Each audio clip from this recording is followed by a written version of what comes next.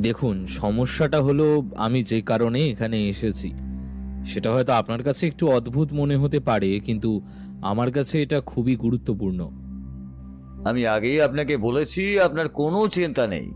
আপনার যা বলার আছে আপনি নিশ্চিন্তে সেটা বলতে পারেন। আর হ্যাঁ, আপনাকে ওষুধ নিয়ে কোনো চিন্তা করতে হবে না। বিদেশ কিছুটা আশ্বস্ত হলেন। সামনের চেয়ারে বসে তার শরীরটা একটু হেলান দিয়ে দিলেন। ভদ্রলোকের গায়ের চেহারা দেখে মনে হলো তিনি বেশ অর্থবান পরিবারের লোক। তার সামান্য ভুঁড়ি চেহারা সব মিলিয়ে যে ভাব রয়েছে তা দেখে বোঝা যায় ভদ্রলোক হয়তো বাইরে খুব একটা বেরোন না। ফর্সা চেহারা এবং শরীরের এক অদ্ভুত ভাব ছিল, যা ঠিক যেন সূর্যের আলো গায়ে কম লাগলে যে অনুভূতি হয় তেমন। তার চামড়ায়ও ঠিক সেই অনুভূতি ছিল। সে সাদা রঙের ফতুয়া পরেছেন, সঙ্গে ধুতি, আঙুলে সোনার আংটি, গলায় সোনার চেন, এমনকি হাতে সোনালি বাঁধানো লাঠি ছিল। তবে তার লাঠির প্রয়োজন এই মুহূর্তে নেই, সেটা স্পষ্ট ছিল। আমি মাত্র দুদিন আগে একবার বেরিয়েছিলাম, গাড়িতে বেরিয়েছিলাম, আর গাড়ি থেকে নেমে লিঙ্কন স্ট্রিটের কাছে অ্যান্টিক শপের একটা দোকানে ঢুকেছিলাম। সে সময় সেখানে ভিড় বেশ ছিল। তো দোকান থেকে বেরিয়ে আসার সময় এক লোকের সঙ্গে আমার ধাক্কা লাগে। আগেই বলেছি ভিড় ছিল, তাই কিভাবে যেন আমার মাথা থেকে তার চুলটা খুলে যায়। সেই ধাক্কায় আমি ছিটকে গিয়ে পড়েছিলাম। উঠে দাঁড়াতে গিয়ে যখন বুঝলাম মাথা থেকে কিছু সরে গেছে, তখন ভেবেছিলাম সেটা হারিয়ে গেছে। কিন্তু সমস্যাটা হলো আহ, ওই পরচুলের মধ্যে আমার একটি গুরুত্বপূর্ণ জিনিস ছিল। আমরা অবাক হয়ে গেলাম। ওই চুলের মধ্যে গুরুত্বপূর্ণ জিনিস? হ্যাঁ, আমার একটু ভুলে যাওয়ার অভ্যেস আছে। কোথাও কিছু রেখে আমি চট করে ভুলে যাই, তাই আমি সেই জিনিসটা পরচুলের মধ্যে রেখেছিলাম। আপনি তো জানেন, ওই চুলের নিচের দিকটা কাপড়ের মতো একটা অংশ থাকে, যেখানে আমি তা সুরক্ষিত রাখতে পারি। চুলটা এমনভাবে তৈরি হয়েছিল সেখানে ডাবল কাপড়ের ভাঁজ ছিল। সেই ভাঁজের মধ্যে আমি জিনিসটা রেখেছিলাম যাতে সেটা নিরাপদ থাকে। কিন্তু এখন সমস্যা হলো, পরচুলটা এখন যে লোকের হাতে গেছে, সে যদি ওখান থেকে জিনিসটা বার করে নেয় তবে আমি মানে বেশ সমস্যায় পড়ব। দেখুন, সেক্ষেত্রে আপনাকে সব কথা খুলে বলতে হবে। সেদিন ঠিক কি ঘটেছিল, তাছাড়া তার চেয়েও গুরুত্বপূর্ণ যে বিষয়টি আপনাকে বলতেই হবে সেটা হলো আপনার পরচুলের মধ্যে কি ছিল। বলবো বলবো আর বলবো বলেই তো আপনার কাছে এসছি। পুলিশের কাছে যেতে পারছি না, তার একটা বিশেষ কারণ রয়েছে। আপনার কাছে আসার কারণটাও সেটাই। ওই পরচুলের মধ্যে ছিল একটি চাবি, খুব বড় নয়, ছোট। ওই চাবিটা একটা লোহার সিন্দুকের চাবি, যা অনেক পুরনো। আমার নাম বিদেশ রঞ্জন হালদার। আমার বাবার নাম ছিল ময়ূক রঞ্জন হালদার। আমার বাবার কথা নিশ্চয়ই আপনি শুনেছেন। আমাদের দুজনের চোখ যেন কপালে উঠল। আমি অবাক হলাম।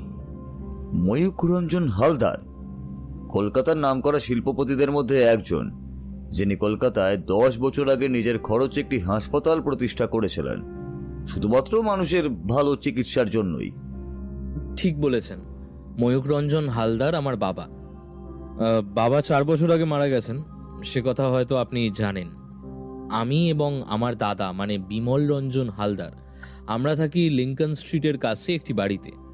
বাবার মৃত্যুর সময় সমস্ত সম্পত্তি, জায়গা, সবকিছু দুই ভাইয়ের মধ্যে খুব ভালোভাবে ভাগ করে দিয়েছেন, যাতে পরবর্তীতে কোনো সমস্যা না হয়। তবে বাবার ব্যবসার দিকটা দেখার মতো সত্যি বলতে ইচ্ছে কিংবা যোগ্যতা কোনোটাই আমার ছিল না। দাদা পড়াশোনা করেছে, আমি সেসব করিনি। আমার শখ ছিল আঁকা। আসলে ভাগ বাটোয়ারার সময় আমি দাদাকে ব্যবসার দিকের সমস্যাগুলো দেখার জন্য বলেছিলাম, আর আমার জন্য বাড়ি এবং কিছু টাকা পয়সা রাখা হয়েছিল। তাতে আমার একার চলে যাবে। আমি একা বাড়িতে থাকি, আর তার সঙ্গে আমার একটি কাজের লোক থাকে। বাবার মৃত্যুর পর আমাদের বাড়িটা থেকে লিঙ্কন স্ট্রিটের কাছে অন্য একটি বাড়িতে আমি সরে গেছি। তবে আমাদের আসল বাড়ি থেকে খুব একটা বেশি দূরে নয়। বুঝতেই পারছেন, নিজের কাজের জন্য একটু একান্ত জায়গা প্রয়োজন ছিল। বেশ কিছুদিন আগে কলকাতায় একটা এটিআই আর্ট এক্সিবিশনে আপনার ছবি তো বেশ দামি বিক্রি হয়েছিল, তাই না? বিদেশ একটু হাসলেন। এতক্ষণ পর বুঝতে পারলাম ভদ্রলোককে দেখে প্রথমে যেমন মনে হয়েছিল, কিন্তু এখন তেমন মনে হচ্ছে না। এই লোকটি যে এমন একজন মানুষ সেটা বোঝা যায়নি। তারপর যেন মনে হলো, হ্যাঁ, ময়ূখ রঞ্জন এবং বিদেশ রঞ্জন হালদারের নামটা আমি শুনেছি, বিশেষ করে বিদেশ রঞ্জন হালদারের কথা দু একবার খবরের কাগজেও পড়েছি। কিন্তু সমস্যাটা কি? মানে চাবিটা যদি অন্য কেউ পেয়ে গিয়েও থাকে, তাহলে সে কি সিন্দুকটা খুলতে পারবে? সত্যি বলতে সেই সিন্দুকটা আমার বাড়িতে দোতলায় রয়েছে, কিন্তু আমি তো সব সময় বাড়িতে থাকি না, এখানে ওখানে নানান কাজে যেতে হয়। আমার সঙ্গে যে কাজের লোকটি থাকে তাকে আমি বিশ্বাস করি, কিন্তু বলা তো যায় না কখন কি হয়ে যেতে পারে। তাই ওই চাবিটা যদি আমি একবার ফেরত পেয়ে যাই তাহলে। কিন্তু লোহার সিন্দুকের যে কথাটা আপনি বলছেন, তার মধ্যে আসলে কি আছে সে ব্যাপারে আপনি কি কিছু জানেন? মৃত্যুর সময় বাবা ওই সিন্দুকটা আমাকে দিয়ে গিয়েছিলেন এবং বলেছিলেন ওই সিন্দুকের মধ্যে যা আছে তা সব আমার। কিন্তু কিন্তু খুব প্রয়োজন না পড়লে, এমনকি জীবনের সবচেয়ে খারাপ পরিস্থিতি না হলেও সিন্দুক কখনো খুলতে না। আমি সেটা কখনো খুলেও দেখিনি। আপনার পরচুলের মধ্যে যে চাবিটা ছিল সে কথা আপনি ছাড়া আর কে কে জানতো? আমি ছাড়া একমাত্র আমার কাজের লোক ভবতারণ, সে জানতো। আর অন্য কেউ জানতো বলে তো আমার মনে পড়ে না। ওর মুখে অদ্ভুত চিন্তার ভাঁজ ফুটে উঠল। বেশ কিছুক্ষণ ভেবে নিয়ে বলল, বেশ বিদেশবাবু, আপনার বাড়িতে আমরা কাল সকালে আসব। আজকের দিনটা আমার কিছু কাজ রয়েছে, কালকে আশা করছি যে আপনি বাড়িতেই থাকবেন।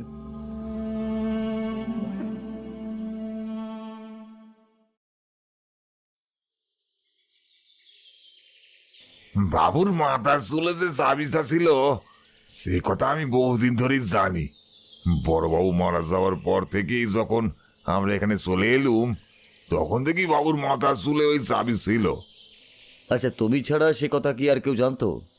4 বছর আগে বড়বাবু মানে ময়ূররঞ্জন বাবু যখন মারা গেছেন, এই 4 বছরের চাবির কথা তুমি আর বিদেশবাবু ছাড়া কি আর কি কেউ জানতো? আমি তো সে কথা কাউকে বলিনি গো বাবু, কারণ এই বাড়িতে ছাড়া আমি অন্য কোথাও যাইও না। সমস্ত কাজকর্ম প্রায় বাবু নিজেই করেন, আমি ঘরের সমস্যাগুলো দেখি। 20 বছর আগে বিয়ে বাড়িতে এসেছিলাম বড়বাবুর কাছে, তখন থেকেই ছোটবাবুর সমস্ত কাজকর্ম দেখাশোনার দায়িত্ব আমারই ছিল। তারপর বড়বাবুর মৃত্যুর পর ছোটবাবুর সঙ্গে আমি এখানে চলে এলুম। আমি কাকে বলবো বাবু, বলেন দেখিনি? এই বাড়িতে কেউ আসে না, মানে তোমার সঙ্গে কিংবা ওই ছোটবাবুর সঙ্গে দেখা করতে? ছোটবাবুর সঙ্গে দেখা করতে আসে? আমার সঙ্গে কেই বা দেখা করতে আসবে বলেন দেখিনি? আমার তার কেউই নেই। 20 বছর আগে যখন গ্রাম ছেড়েছিলাম তখন বাবা মা মারা গিয়েছিল, বিয়ে শাদিও করিনি। সেই এখন কোনো সম্পর্কই কারোর সাথে নেই। ভিটে মাটি সেরে এখানে এসে পথে পথে ঘুরতে ঘুরতে বড়বাবুর কাছে এসে উঠেছিলুম।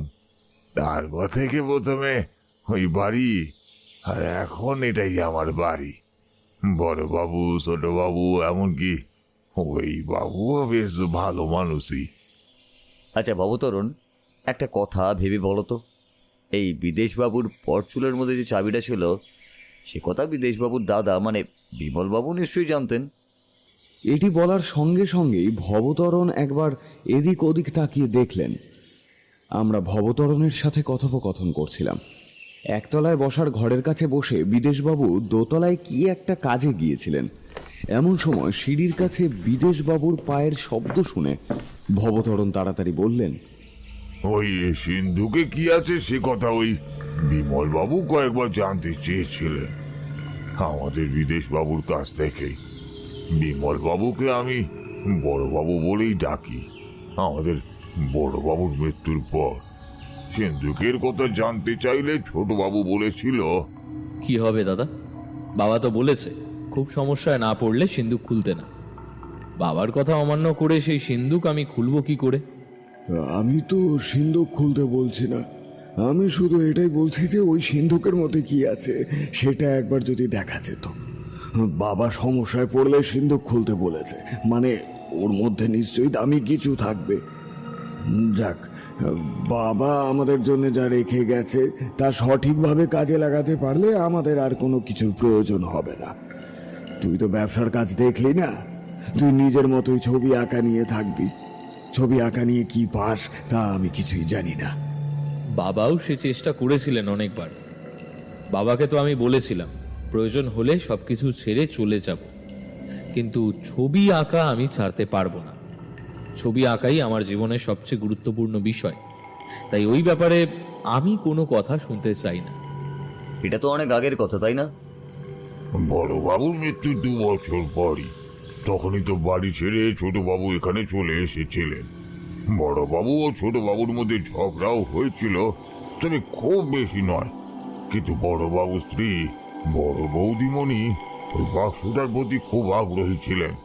আমাকে বারবার বলতেন চাবিটা কোথায় আছে সেটা খুঁজে বের করে দিতে, কিন্তু আমি আর কিছুই জানি না গো বাবু।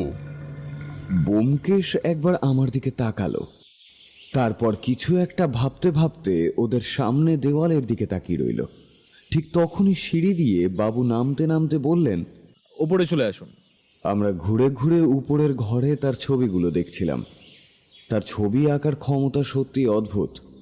প্রথম দিন ভদ্রলোককে দেখে যেমন অদ্ভুত ভাব মনে হয়েছিল, এক মুহূর্তে তার সব কিছুই বদলে গেল।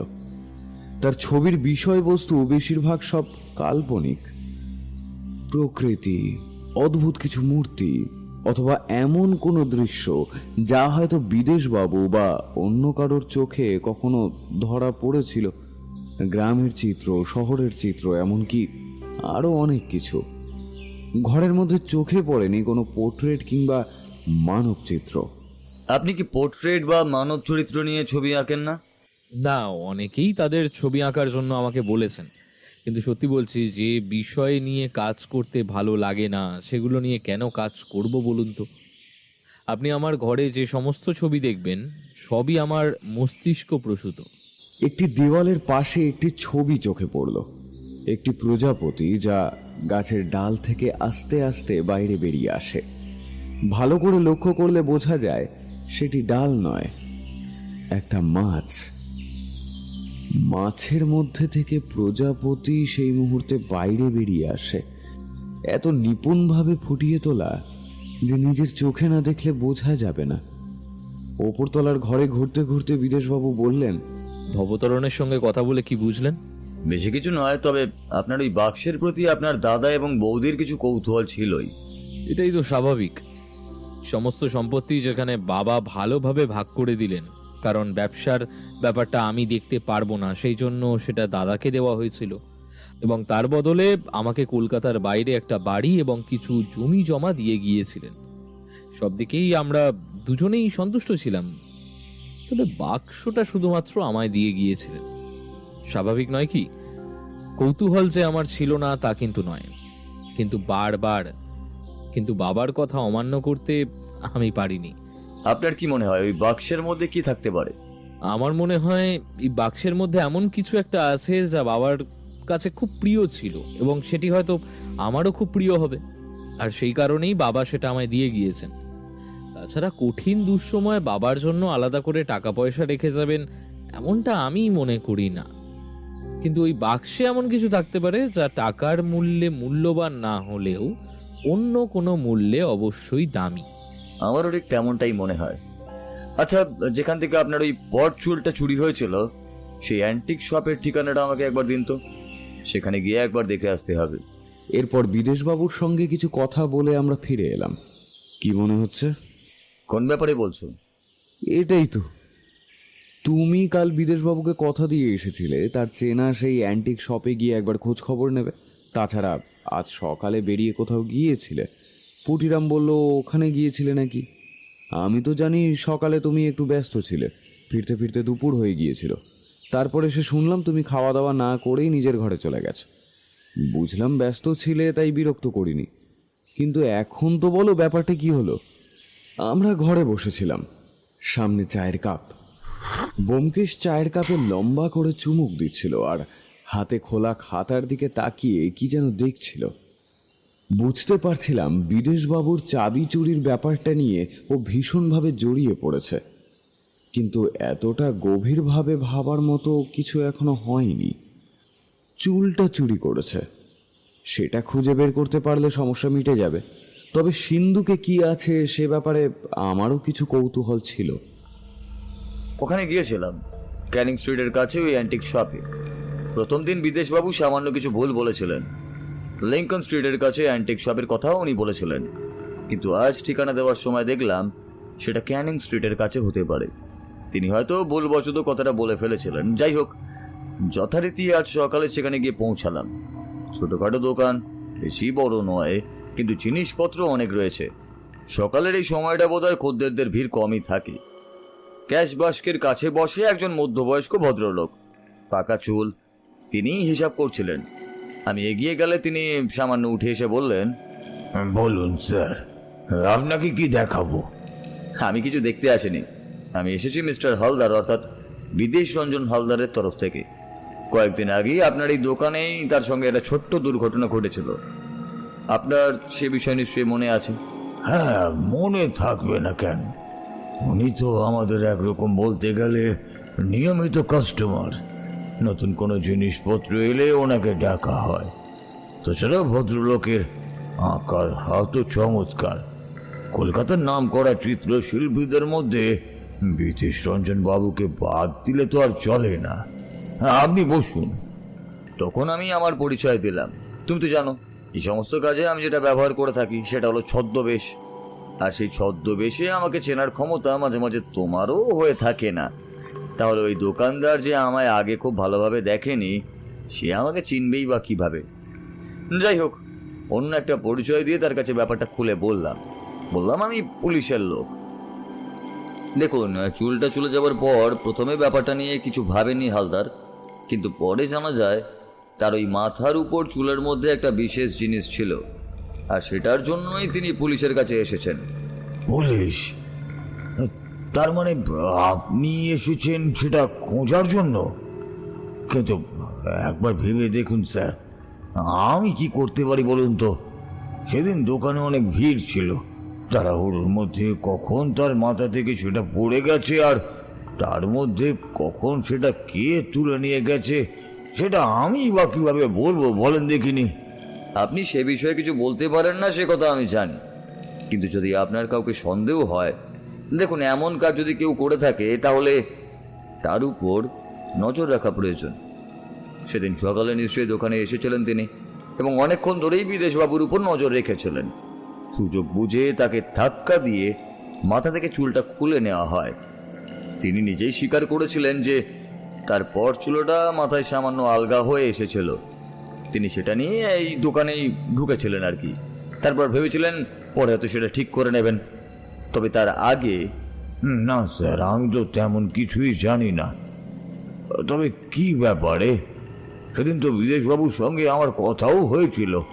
ওটা হারিয়ে খুব উনি ভেঙেই পড়েছিলেন, কিন্তু তখন তো বলেনি ওর মধ্যে কিছু একটা ছিল বলে। এমনিতে সেটা গোপনীয়, তাই বাইরে বলা সম্ভব নয়। একটা কাজ করুন, যদি কোনোভাবে এই বিষয়ে আপনার কিছু মনে পড়ে তাহলে আপনি আমার সঙ্গে যোগাযোগ করবেন। তারপর আমি টেলিফোন নাম্বারটা দিয়ে এলাম, কিন্তু দোকান থেকে বেরিয়ে আসছি এমন সময় শুনলাম দোকানদার আমায় ডাকছেন, কিন্তু তখন আর দাঁড়াবার ইচ্ছে হলো না। মাথায় অন্য একটা ব্যাপার ঘুরছিল, তাই সেখান থেকে বেরিয়ে এলাম। দোকানদার যা বলেছে তার মধ্যে তো কোনো ফাঁক নেই, সমস্ত কথাই সত্যি বলেছেন তিনি। আর যদি এমন কিছু হয় তাহলে এই ক্ষেত্রে তারও তো কোনো দোষ দেওয়া যায় না। যদি কেউ সেটি নিয়ে যায় তাহলে উনি কি করবেন? কিন্তু আসল কথাটা হলো, সেদিন যে বিদেশবাবুর মাথার উপর চুলটা আলগা হয়ে গেছিল সে কথা অন্য কেউ জানলো কিভাবে? ওটা নেওয়ার কি তার অন্য কোনো কায়দা ছিল? বিদেশবাবু একা একা যাতায়াত করেন, দিনের বেলা কিংবা রাতের বেলাতে যে কোনো মুহূর্তে তাকে ধরে তার মাথা থেকে চুলটা খুলে নেওয়া কঠিন কোনো ব্যাপার নয়, কিন্তু কাজটা এমনভাবে করারই বা কি কারণ ছিল? হতে পারে যে কাজটা করেছে তাকে বিদেশবাবু খুব ভালোভাবে চিনতেন, আর সেই কারণেই ওই কাজটা করতে গিয়ে এত কৌশল প্রয়োগ করা হয়েছিল। ধাক্কা দিয়ে চুরি করার প্রয়োজন পড়েছিল। আমাদের সবচেয়ে বড় সমস্যা হলো বিদেশবাবুর ভুলে যাওয়ার প্রবণতা। তিনি অনেক কিছু বিভিন্ন জায়গায় রেখে ভুলে যান, ঠিক তেমনই হয়তো চাবির কথা অন্য কাউকে বলে সেটাও ভুলে গেছেন।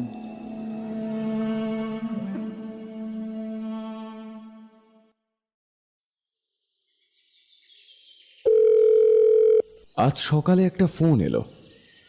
ব্যোমকেশ ফোনটা ধরলো।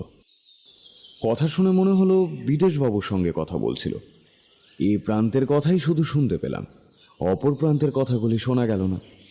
তবে বোঝা গেল ও বিদেশবাবুকে খুব সাবধানে থাকার কথা বলছে এবং প্রয়োজন হলে তার বাড়িতে পুলিশের পাহারা বসানোর কথা বলছে।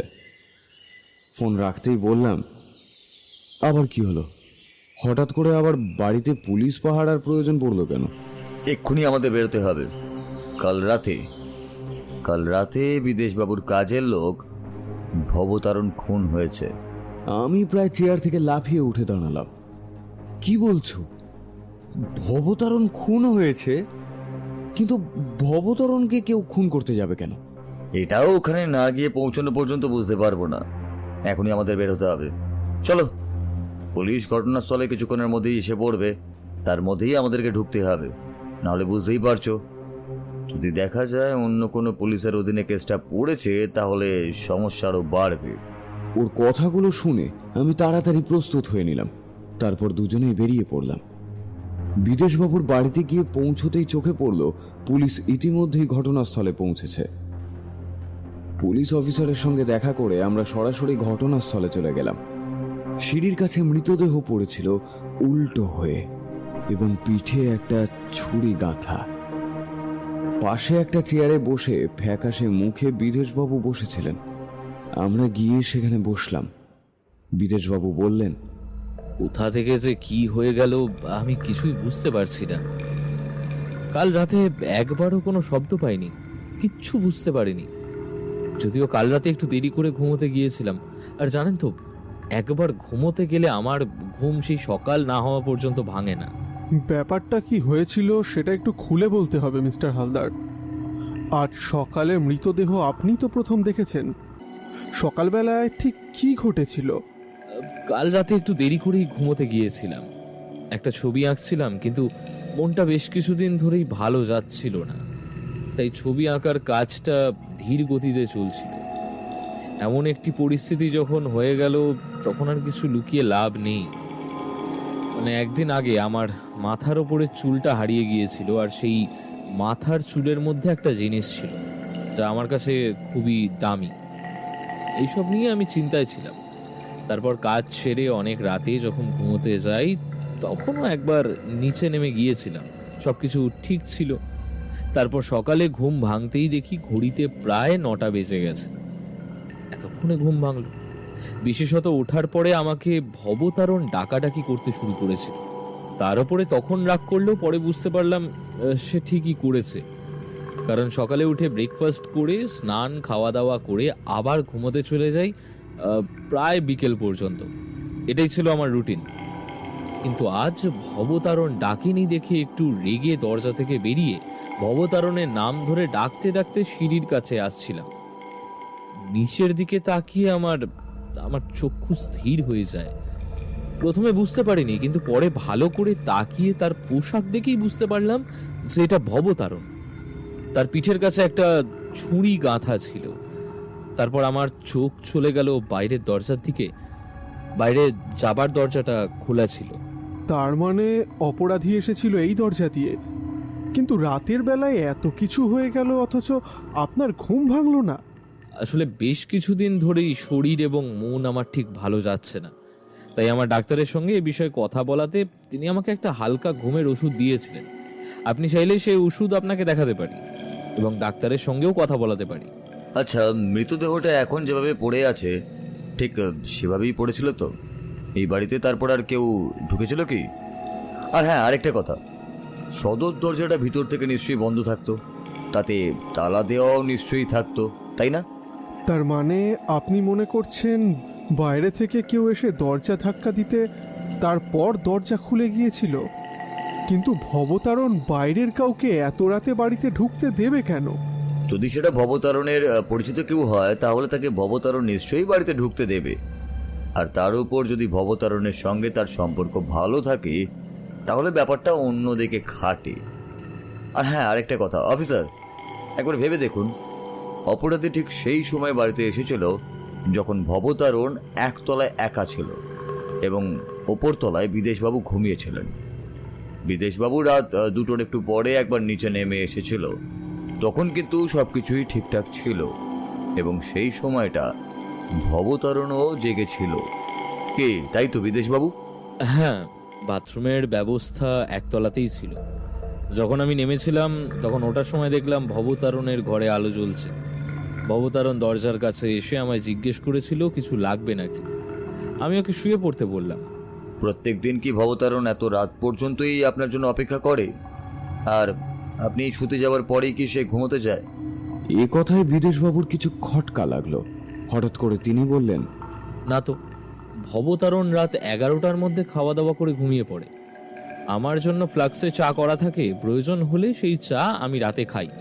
আর যদি খুব কিছু প্রয়োজন হয় তবে ভবতারণের ঘরের দরজায় ধাক্কা দিলে সে উঠে আসে। ভবতারণের ঘুম খুব পাতলা, হালকা শব্দেও তার ঘুম ভেঙে যায়।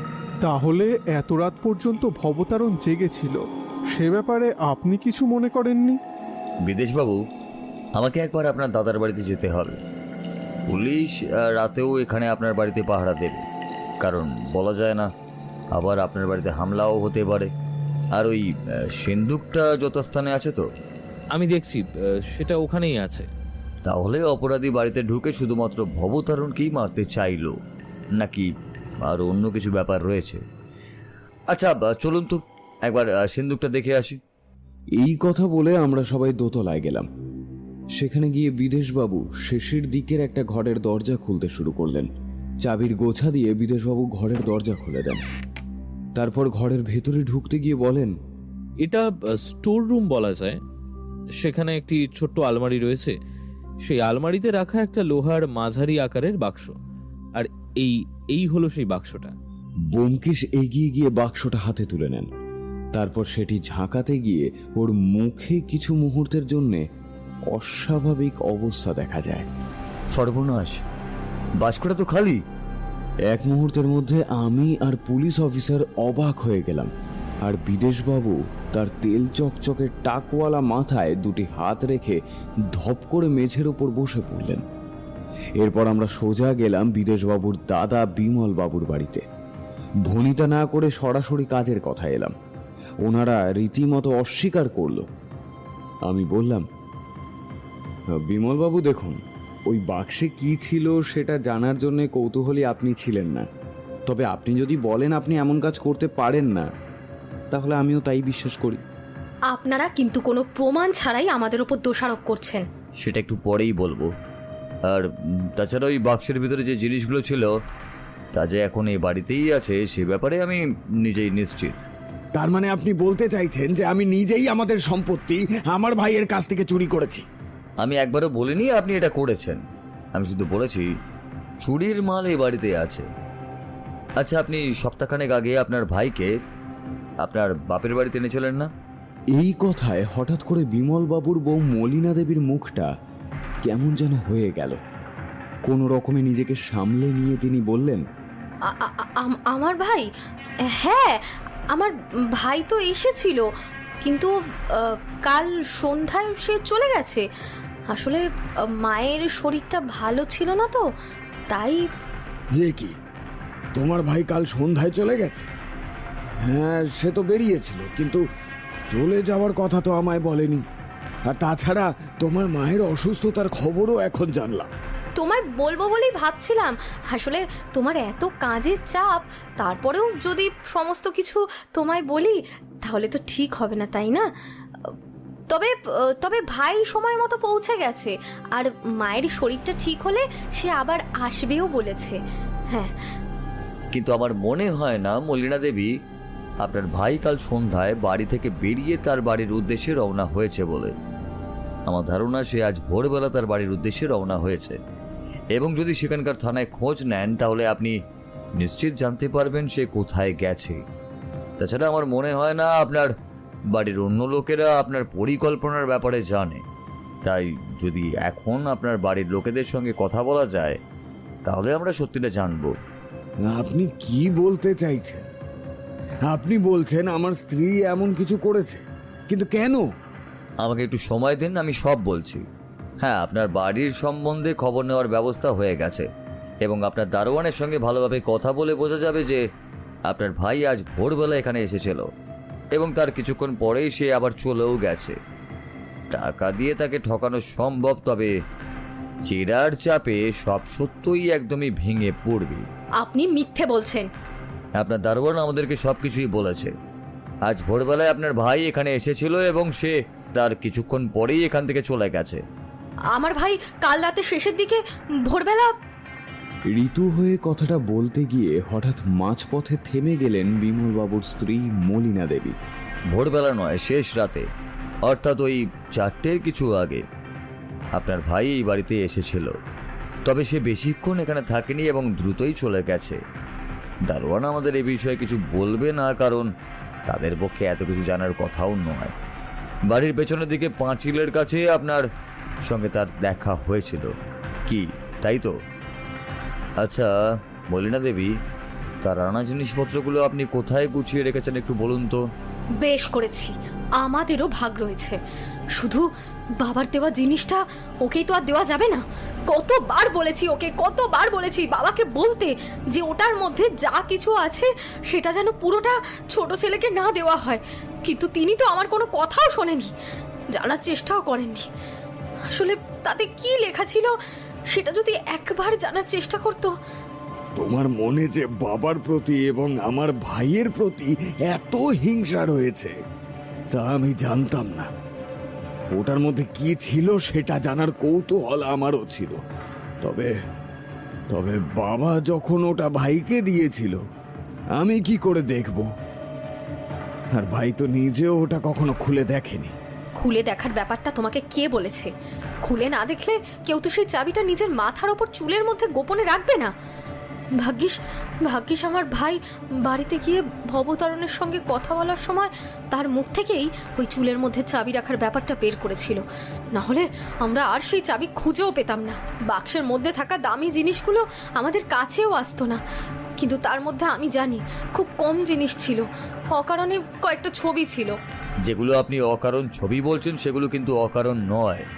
ওই ছবির দাম হয়তো আপনার কাছে কিছু না, তবে বিদেশ বাবুর কাছে তা অনেক মূল্যবান। কলকাতার কিছু বিখ্যাত চিত্রশিল্পী যেমন তাদের জীবনের আঁকা প্রথম ছবিগুলো সেই বাক্সের মধ্যেই ছিল। একসময় এগুলো অ্যান্টিক হিসাবে বিক্রিত হয়েছিল এবং এখন বাজারে তাদের দাম অনেক বেশি। তবে তার থেকেও বেশি ওই ছবিগুলোর শৈল্পিক মূল্য বিদেশবাবুর কাছে ছিল। তাছাড়া ওই বাক্সের মধ্যে ছিল বিখ্যাত পান্নার আংটি, যা তিনি কিনেছিলেন কলকাতার এক বিখ্যাত অ্যান্টিক শপ থেকে। তবে একটাই নয়, ওই বাক্সে ছিল 3টি বড় পান্নার আংটি এবং সেগুলোর মূল্যও কম নয়। এখন এসব জিনিস আপনার কাছেই আছে, কিন্তু ছবিগুলো কোথায় একটু বলুন তো। একটা কাপড়ে বেঁধে সবকিছু ভাই নিয়ে এসেছিল, সেগুলো আমার ঘরে আলমারিতে রাখা আছে। তবে ওই জিনিসগুলোর ভাগ কিন্তু আমাদেরও আছে, আমি সেগুলো দেব না। বিমল রাগে অন্ধ হয়ে হঠাৎ করে উঠে দাঁড়িয়ে মলিনার গালে সজোরে চড় মারলেন। এ ঘটনা কেউ আশা করেনি। বিমলবাবু, হাত তোলা উচিত নয়, তাছাড়া বাইরের লোকের সামনে তো একদমই উচিত নয়। আপনি থামুন, পুলিশ এলে তারা ব্যবস্থা নেবে। অফিসার এবং কনস্টেবল খুব তাড়াতাড়ি এসে পৌঁছাবে। বিমলবাবুর স্ত্রীর চোখে মুখে তখন ভেঙে পড়ার চিহ্ন দেখা গেল। তিনি কান্নায় ভেঙে পড়লেন এবং শাড়ির আঁচলে মুখ ঢেকে ফেললেন। বিমলবাবু রাগে থরথর করে কাঁপতে কাঁপতে বললেন, আমি ভাবতে পারছি না, আমি ভাবতেই পারছি না ভাই আমাকে এত বড় একটা ব্যবসার অংশ দিল। ভাইয়ের সেই গ্রামের জমি বাড়ি অর্থ সম্পত্তি বাবা যা তাকে দিয়েছিল তার চেয়ে 3 গুণ বেশি আমায় দিয়ে গেছে। আমার ব্যবসার অংশ বিক্রি করলে আমি ভাইয়ের চেয়ে 3 গুণ টাকা পেয়ে যাব। তাছাড়া এই ব্যবসা যদি এভাবেই চলতে থাকে তাহলে আমার 3 পুরুষ নিশ্চিন্তে পায়ের উপর পা তুলে বসে খেতে পারবে। তারপরেও তোমার এত লোভ ছিল শুধু ওই বাক্সের মধ্যে থাকা কিছু জিনিসের জন্যে।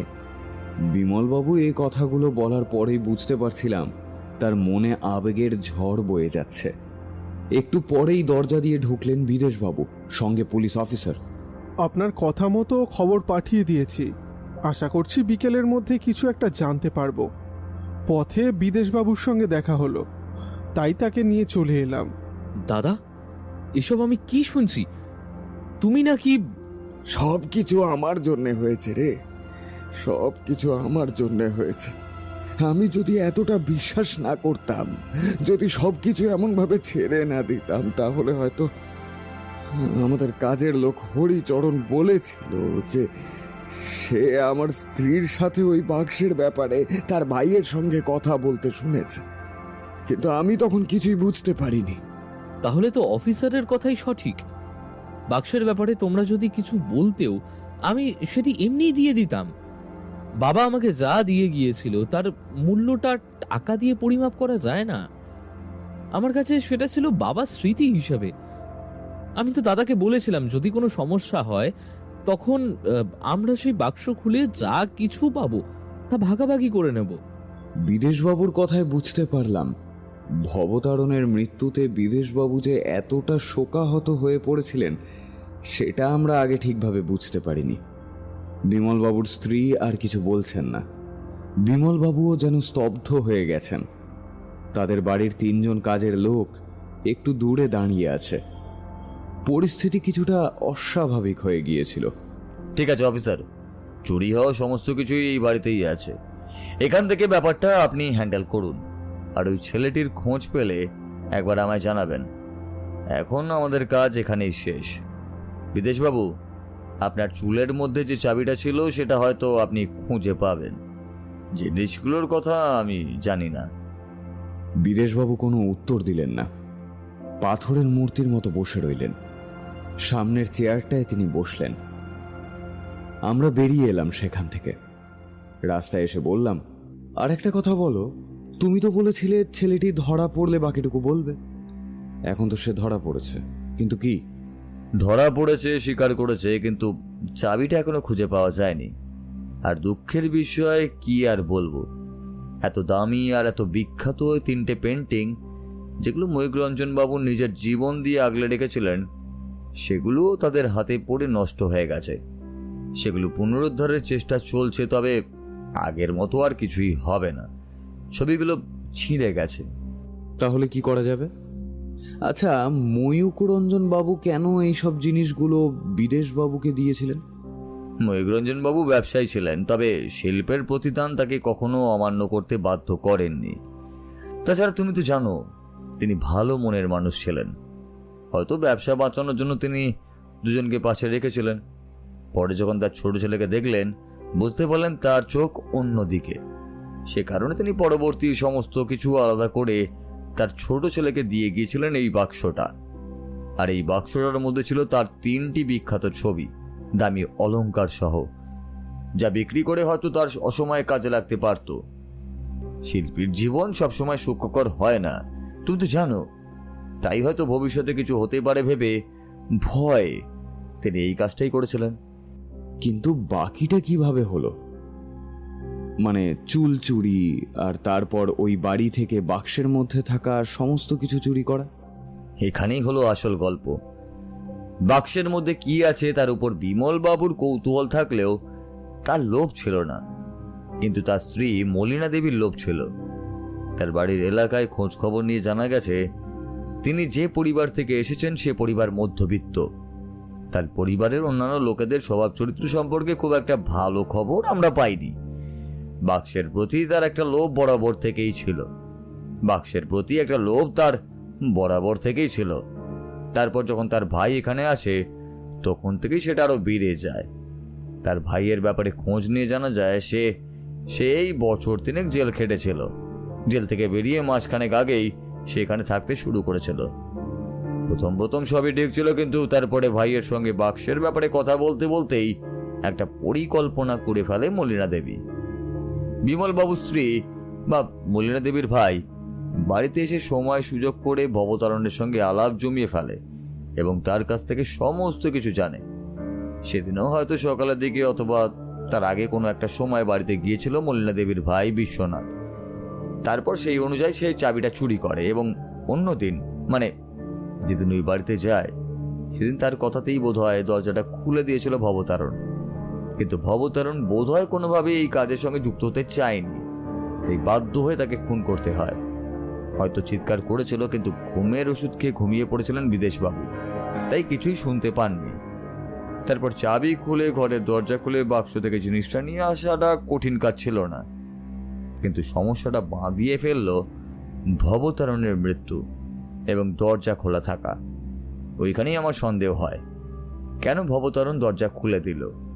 তাহলে চেনা কেউ ঘরে ঢুকেছিল, কিন্তু সেটা কে? ভবতারণের ব্যাপারে খোঁজ নিয়ে জানা যায় সত্যি সত্যি সে 20 বছর আগেই এখানে এসেছিল এবং গ্রামে গঞ্জে তার পরিবারের কোনো চিহ্নই আর ছিল না। তার মানে তার পরিচিত কেউ হতে পারে না, একমাত্র বিদেশবাবু ছাড়া। বিমলবাবু সে কাজটা করবে না, আর তার ব্যাপারেও আমি খোঁজ খবর নিয়েছি। ভবতারণ জানিয়েছিল বিমলবাবুর চেয়ে তার স্ত্রীর ওই বাক্সের ব্যাপারে কৌতূহল বেশি ছিল।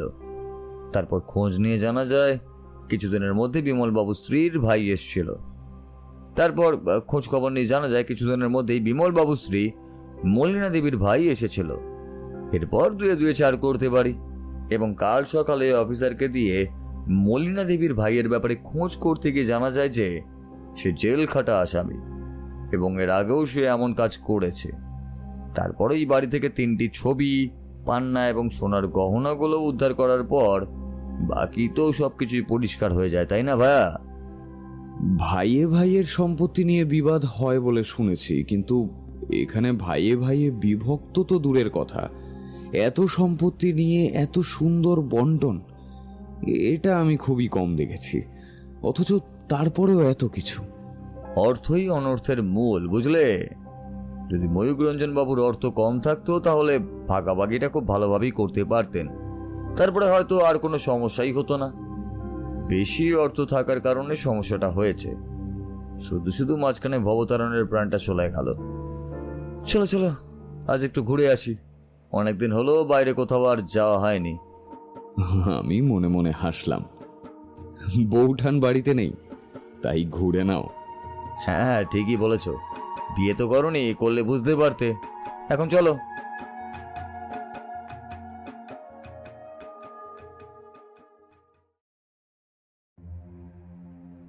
আজ সকালেই আমরা দার্জিলিং এসে পৌঁছেছি।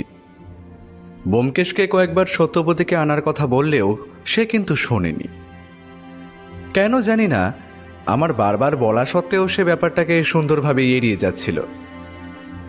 তবে আমার কাছ থেকে এড়িয়ে যেতে পারলেও সত্যবতীকে এড়িয়ে যাওয়া খুব একটা কিন্তু সহজ ছিল না। আমাদের বেরোনোর আগের রাত্রে তাদের ঘর থেকে সত্যবতীর অভিমানী গলা আর ব্যোমকেশের তাকে শান্ত করার স্বর আমি শুনতে পেয়েছি। তবে বিদায়ের বেলা সত্যবতীর চোখে প্রতিবারের মতো জল এবারেও দেখেছি। আমার মনটা কেমন কু ডাকছে। তোমরা ওখানে গিয়ে সাবধানে থাকবে কিন্তু। সত্য, কিচ্ছু হবে না, অত ভেবো না। আমি খুব তাড়াতাড়ি চলে আসবো। এবার যাই। যাই বলতে নেই, বলতে হয় আসি। আচ্ছা বেশ, আসি। সত্য, এত ভাবছো কেন বলো তো? কথা দিচ্ছি পরের বার তোমায় নিয়ে যাব। এবার একটু সমস্যা আছে। সমস্যাটা যে কি তা গোটা রাস্তাতেও ব্যোমকেশ আমায় বলল না। এটা ওটা অমূলক কথাবার্তায় গোটা রাস্তাটা কেটে গেল। আমাদের জন্য গাড়ি স্টেশনেই রাখা ছিল। আমরা পৌঁছে স্টেশনের বাইরে গিয়ে এদিক ওদিক তাকাচ্ছি, এমন সময় একজন আমাদের কাছাকাছি এসে বলল, মশাইরা কি কলকাতা থেকে আসছেন নাকি? হ্যাঁ। আরে, আমি বীরেনবাবুর চা বাগানের ম্যানেজার। স্যার আপনাদের জন্য গাড়ি পাঠিয়ে দিলেন। আপনারা আসুন আসুন আমার সঙ্গে। বীরেনবাবুর নিজের আসার কথা ছিল যে? হ্যাঁ, ওনারই আসার কথা ছিল, কিন্তু ওনার ছেলের হঠাৎ খেলতে খেলতে পড়ে গিয়ে পায়ে চোট লেগেছে। সেই কারণেই বাড়ির সবাই বেশ ব্যস্ত, তাই স্যার আমায় পাঠালেন আপনাদের নিয়ে যেতে। স্যার বারবার বলে দিয়েছেন যাতে আপনাদের কোনো রকম অসুবিধে না হয়। বেশ, তাহলে চলুন যাওয়া যাক। নতুন কেনা একটা সাদা রঙের অ্যাম্বাসেডর গাড়িতে একজন ড্রাইভার আগে থেকেই বসেছিল। আমরা তিনজন গিয়ে বসেছি। জিতেনবাবু ড্রাইভারকে হাতের ইশারায় গাড়ি চালানো শুরু করতে বলল। তা ট্রেনে আসতে কোনো সমস্যা হয়নি তো ব্যোমকেশবাবু? না, শুধু বারবার মনে হয়েছে পথের পাশের দেখা দূরের পাহাড়গুলো যেন খুব তাড়াতাড়ি চোখের আড়াল হয়ে যাচ্ছে। একবার কাছ থেকে পাহাড় দেখার খুব ইচ্ছে আছে। তা বেশ, তো দেখবেন। এটা কোনো ব্যাপার হলো? আরে আমাদের চা বাগানটা যেখানে রয়েছে সেখান থেকে দূরে পাহাড় দেখা যায়। সকাল বিকেল যত খুশি পাহাড় দেখতে পাবেন। তাহলে তো বেশ ভালো হলো। এদিককার রাস্তাঘাট, মানুষজন সব কেমন যেন আলাদা ধরনের। রাস্তাঘাট যেমন পরিষ্কার তেমনই দৃষ্টিনন্দন, দেখলে আপনা থেকেই চোখ জুড়িয়ে যায়। মাঝে মাঝে উল্টো দিক থেকে আসা গাড়ি আমাদের পাশ কাটিয়ে চলে যাচ্ছে। ড্রাইভারের হাত যে খুব পাকা তার প্রমাণ পেলাম একটা রাস্তার মোড় ঘুরতে গিয়ে। উঁচু পাকদণ্ডির মতো রাস্তাগুলো এগিয়ে যেতে যেতে হঠাৎ করে কোথাও এমনভাবে বাঁক নিয়েছে যে সামনের কোনো কিছুই বোঝা যায় না। এর মধ্যেই হঠাৎ করে সামনের দিক থেকে একটা গাড়ি কোনো রকম হর্ন না দিয়েই রাস্তার এক পাশ থেকে এমন করে বেরিয়ে এসেছিল, আর একটু হলেই একটা দুর্ঘটনা ঘটত। আমাদের ড্রাইভার কোনো মতে গাড়িটা পাশ কাটিয়ে নিতে নিতে বলল, ও সাব গাড়ি কেসে চালায় দেখেছেন? ড্রাইভার হিন্দি বাংলা দুই মিলিয়ে কথাটা বলল, তবে তার কথায় বিরক্তির ভাব স্পষ্ট। এদিকে ড্রাইভারেরা এমনিতে খুব সমজদার হয় ব্যোমকেশবাবু, লেকিন এই ব্যাপারটা ঠিক বোঝা গেল না তো।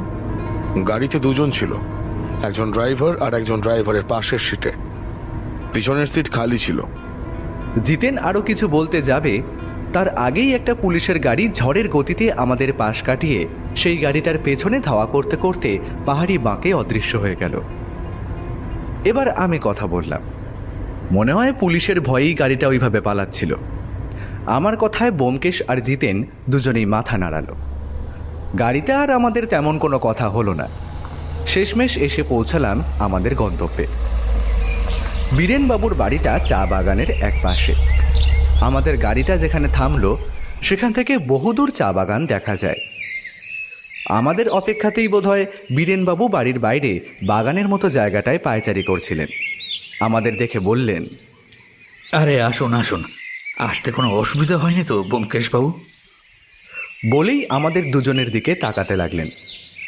বোধহয় আসলে কে ব্যোমকেশ সেটা তিনি ধরতে পারছেন না।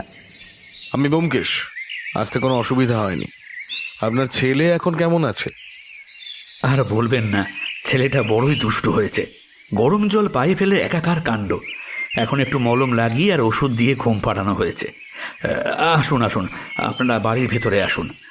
জিতেন, তুমি গাড়ি রেখে বাগানে চলে যাও। জিতেন ড্রাইভারকে নিয়ে বাড়ির এক পাশে গাড়িটা রেখে বাগানের দিকে চলে গেল। আমরা বাড়ির ভেতরে ঢুকলাম। বাড়িটা একতলা, পুরোটাই কাঠ দিয়ে তৈরি। এত সুন্দর কাঠের একতলা বাড়ি আমি এর আগে কখনো দেখিনি।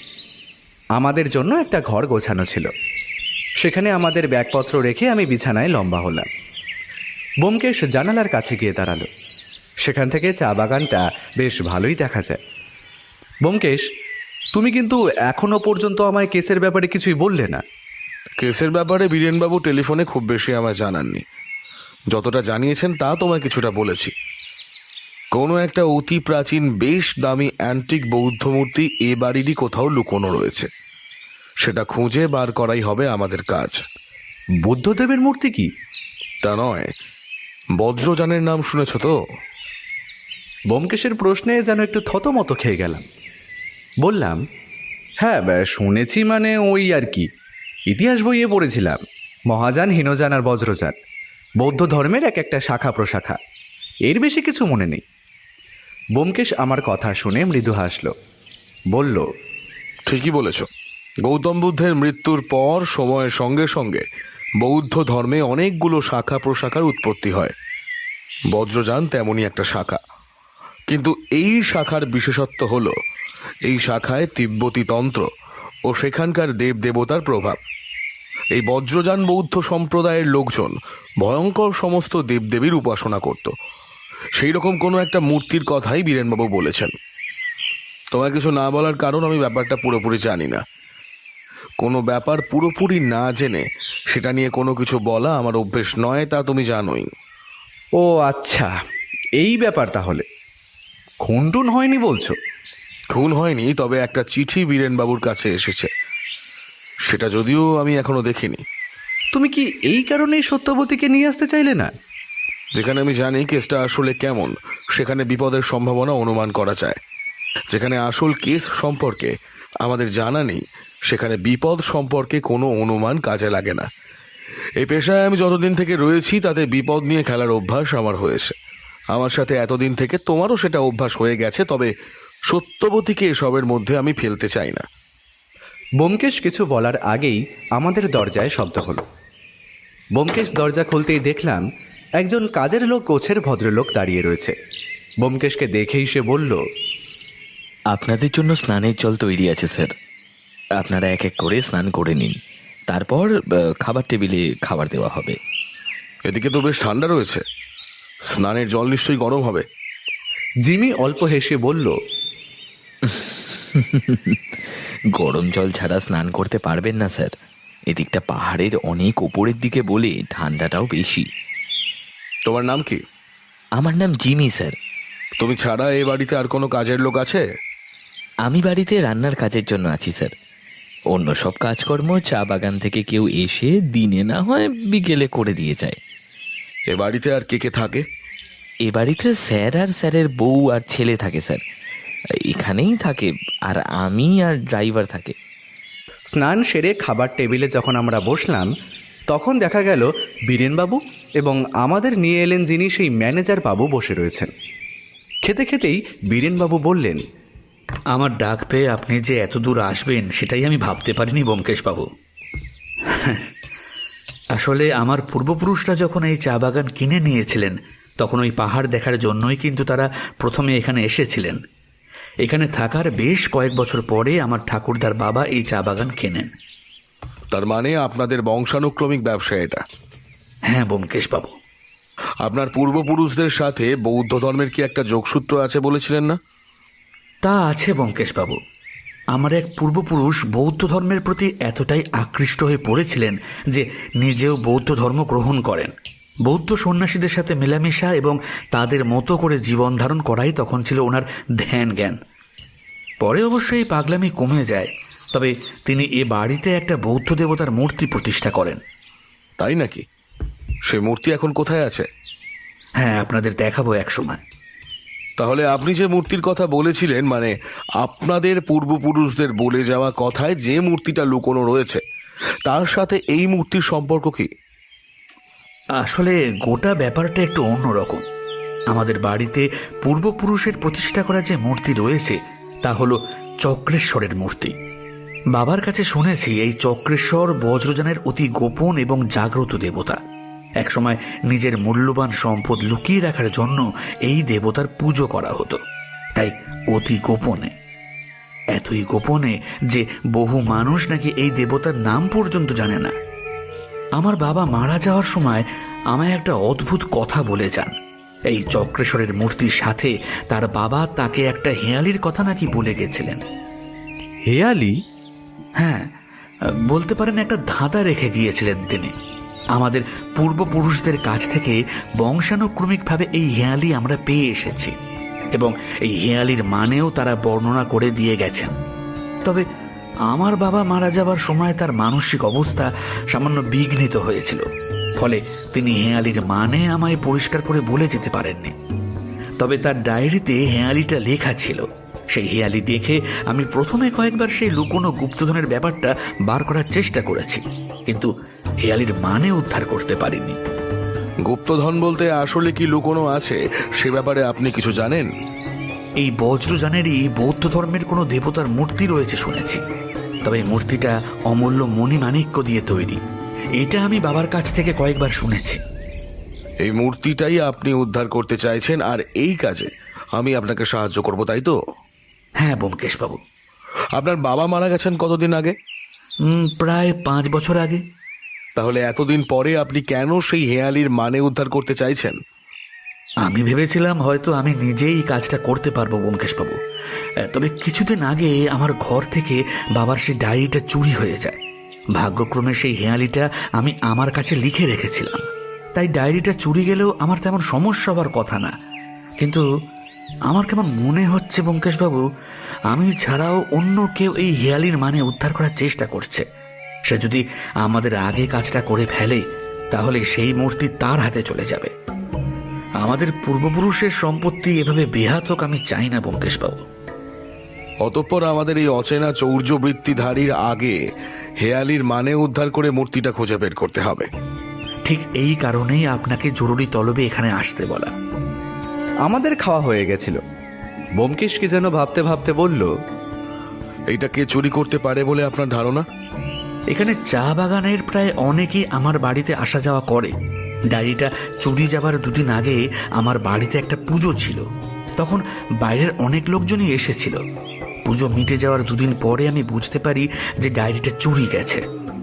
এবার এত লোকজনের মাঝে কাউকে সন্দেহ করাটা তো সহজ নয় ব্যোমকেশবাবু।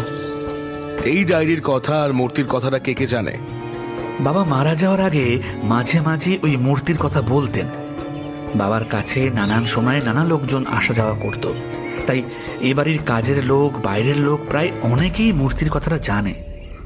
কিন্তু সে যে এতদিনে হেয়ালির মানে উদ্ধার করে ফেলেনি, তার নিশ্চয়তা কোথায়? আমার মন বলছে ব্যোমকেশবাবু, সে এখনো হেয়ালির মানে উদ্ধার করতে পারেনি। তাহলে আপনি একটা কাজ করুন, হেয়ালিটা একটা কাগজে লিখে আমার ঘরে পাঠিয়ে দেওয়ার ব্যবস্থা করুন, তারপর আমি দেখছি। বীরেনবাবু ম্যানেজারকে তার ঘর থেকে একটা খাতা নিয়ে আসতে বললেন। সেটা নিয়ে ব্যোমকেশ আর আমি আমাদের ঘরে চলে এলাম। খাতার হেয়ালিটা খুলে আমি বিছানার ওপর বসে সেদিকে তাকিয়ে রইলাম। ভাষাটা যে বাংলা তা বুঝতে কোনো অসুবিধে না হলেও গোটা হেয়ালিটা বারবার পড়ার চেষ্টা করেও কোনো লাভ হলো না। হেয়ালিটা অনেকটা এই রকম: বক্ষ হলো রক্ষকারা, যক্ষ হলো চক্র, ঈশান দিশান রইল নিশান, পাষাণ দৃষ্টি বক্র, অসি রাশি সিংহ দুয়ার, কুঞ্চিকা পাত্র মাত্র, মহাশূন্য রক্ষা করেন চক্রেশ্বর দিবারাত্র, যে বা জানে মানে ইহার, সপ্তরত্ন তার, মহাশূন্য পূর্ণ জ্ঞানে গুণী বোঝেন সার। হেয়ালিটা কয়েকবার দেখে মনে হলো এর কোনো মানে হতেই পারে না। ব্যোমকেশ দেখলাম তার ব্যাগ খুলে একটা ডায়েরি বার করে সেই ডায়েরিতে এটা দেখে দেখে লিখে রাখলো। তারপর আমায় বলল, অজিত, এই খাতাটা বীরেনবাবুকে ফেরত দিয়ে এসো। আমি ব্যোমকেশের কথায় খাতাটা নিয়ে বীরেনবাবুর ঘরে গেলাম। বীরেনবাবুর ছেলে বিছানার উপরে শুয়েছিল, বোধহয় ঘুমোচ্ছে। তার একটা পা ফোসকা পড়ে গেছে। তার বিছানার পাশেই বসে একজন মহিলা সেই পায়ে মলমের মতো কিছু একটা লাগিয়ে দিচ্ছে। আমি দরজার কাছ থেকেই বললাম, বীরেনবাবু নেই? না, উনি একটু বাইরে বেরিয়েছেন। আপনাকে তো ঠিক... আমরা কলকাতা থেকে আসছি। বীরেনবাবু আমাদের ডেকে পাঠিয়েছেন। ওনার পরিবারের সেই... ও আচ্ছা, আপনি সেই গোয়েন্দা ব্যোমকেশ বক্সী? না, আমি ব্যোমকেশ নই, আমি ওর বন্ধু অজিত। আমি খাতাটা জয়িতা দেবীর পাশে বিছানার উপর রেখে বললাম, এখন কেমন আছে? জয়িতা দেবী ম্লান হাসলেন, তারপর বললেন, গরম জল পায়ের উপর পড়ে ফোসকা পড়ে গেছে। এতক্ষণ ধরে ব্যথায় কান্নাকাটি করে এইমাত্র একটু ঘুমিয়েছে। আচ্ছা, ঘুমুক তাহলে, আমি এখন আসি, বিরক্ত করব না। জয়িতা দেবী মুখে আর কিছু বললেন না। আমি ঘরের বাইরে বেরিয়ে এলাম। একটা বাচ্চা ছেলের পায়ে গরম জল পড়ে ফোসকা পড়ে যাওয়ার ব্যথা যে কতখানি তা বুঝতে পারলাম। মনটা একটু খারাপ হলো। ঘরে ফিরে এসে দেখি ব্যোমকেশ বিছানায় লম্বা হয়ে চোখের ওপর একটা হাত চাপা দিয়ে শুয়ে রয়েছে। এই কি হলো? হেয়ালির মানে খুঁজে পেলে? কাজটা এতটা সহজ হবে না। হ্যাঁ, সেটা আশাই করা যায়, কারণ তা না হলে বীরেনবাবু কিংবা সেই ডায়েরি চোর যে কেউ হেয়ালির মানেটা উদ্ধার করে ফেলতে পারত। তুমি কি এখন এটা নিয়েই পড়ে থাকবে? না, এই কাজটা পরে করা যাবে। চলো অজিত, চা বাগানের দিক থেকে একবার বেরিয়ে আসি। মাথাটা পরিষ্কার রাখা দরকার, না হলে এসব কাজ ভালোভাবে হবে না। আমি এই কথাটারই অপেক্ষা করছিলাম। দুজন মিলে বেরিয়ে পড়লাম সামনের খোলা সবুজ চা বাগানে। চা বাগানটা বেশ বড়। যতদূর দেখা যায় মনোরম পাহাড়ের গায়ে চা বাগানের সবুজ পাতার সারি। বীরেনবাবুর বাড়িটা যেখানে, তারপর থেকেই চা বাগানটা শুরু হয়েছে। একটু দূরে ডান দিকে বোধহয় এই চা বাগানের কারখানাও রয়েছে। আমরা বাড়ি থেকে বেরিয়ে চা বাগানের একপাশের ঢালু রাস্তা ধরে এগিয়ে গেলাম। চা বাগানের মাঝে মাঝে ছোট ছোট কিছু গাছ লাগানো থাকে। সেসব গাছের গায়ে নাম না জানা পাখি এই ভর দুপুরেও এসে মনের সুখে কলকাকলির আসর বসিয়েছে। একটু পরেই বিকেল নামতে শুরু করবে। পাহাড়ি অঞ্চলের বিকেল কিংবা সকাল দেখার অভিজ্ঞতা কিন্তু অন্যরকম। ঠান্ডার জন্য ব্যোমকেশ আর আমার দুজনের গায়ে গরম পোশাক, তার উপর আমরা একটা করে শাল জড়িয়েও নিয়েছি। চা বাগানে মেয়ের দল পিঠে ঝুড়ি বেঁধে চা পাতা তুলতে তুলতে তাদের ভাষায় গুনগুন করে গান গাইছে। আমাদের দেখে দু একজন অবাক হয়ে তাকিয়েও রইল। হাঁটতে হাঁটতেই ব্যোমকেশকে বললাম, ব্যোমকেশ, কেসটা কেমন বলে মনে হচ্ছে তোমার? হেয়ালির মানেটা উদ্ধার করতে পারলে কেসটা সহজ হয়ে যাবে অজিত, কিন্তু এই ডায়েরিটা চুরি যাওয়ার জন্য একটা সমস্যা রয়েছে। যদি আমাদের আগে চোর হেয়ালির অর্থ উদ্ধার করতে পারে, তাহলে বীরেনবাবুর ওই মূর্তি বেহাত হয়ে যাবার প্রবল সম্ভাবনা রয়েছে। ডায়েরিটা চুরি কে করতে পারে বলে তোমার মনে হয়? ডায়েরিতে আসল কি ছিল সেটা জানা গেলে ডায়েরিটা চুরির কারণ বোঝা যাবে অজিত। সবকিছুর পেছনে একটা মোটিভ থাকে, সেটা খুঁজে বের করলে বাকিটা সহজ হয়ে যায়। তবে এখন আমাদের সেটা নিয়ে মাথা না ঘামালেও চলবে। এখন আমাদের প্রথম কাজ হেয়ালির মানে উদ্ধার করা। বীরেনবাবুর বাড়িতে কিন্তু চা বাগানের লোক কিংবা অন্যান্য কাজের লোকের যাতায়াতের অবাধ সুযোগ রয়েছে, তাই চোরটা কিন্তু যে কেউ হতে পারে। ব্যোমকেশ আরও কিছু বলতে যাওয়ার আগেই সামনের দিক থেকে ম্যানেজার বাবু কার সাথে কথা বলতে বলতে আমাদের দিকেই এগিয়ে এলেন। আমাদের দেখতে পেয়ে সেই পাশের লোকটিকে কাগজপত্রে কিছু বুঝিয়ে দিয়ে তাকে কারখানার দিকে পাঠিয়ে দিলেন। দুপুরের সময়টা কিন্তু বেড়ানোর জন্য ঠিক নয় ব্যোমকেশ বাবু। এই সময়টা রোদের যা তেজ, তা একেবারে বিকেল করে বেরোতে পারতেন। ঠান্ডার দেশে এসেছি বলে যে সব সময় ঠান্ডাই চাইবো তার তো কোনো কথা নেই, তাই না? মাঝে মাঝে রোদটাও কিন্তু ভালোই লাগে। ওটা কি আপনাদের কারখানা? হ্যাঁ, চা বাগান থেকে তোলা চায়ের পাতা শুকিয়ে গুঁড়ো করে চা বানিয়ে একদম বাক্সবন্দি করা পর্যন্ত সব কাজ এখানে হয়। তারপর সেটা বাইরে চলে যায়। গোটা কাজকর্ম কি আপনি দেখেন? বিভিন্ন কাজের জন্য বিভিন্ন কর্মচারী রয়েছে, তাদের দেখাশোনা করার জন্য আলাদা আলাদা লোক আছে, তবে গোটা ব্যাপারটা আমাকেই দেখতে হয়। আচ্ছা, বীরেনবাবু কারখানায় কখন যান? সকালে যান, আবার দুপুরের দিকে ফিরে আসেন। তা আজ আপনারা আসবেন বলে সকালে বাড়িতেই ছিলেন, দুপুরে কারখানায় গেছেন। তাহলে আপনি তো এখানে অনেক বছর ধরেই আছেন। হ্যাঁ ব্যোমকেশবাবু, তা বছর 15 তো হবেই।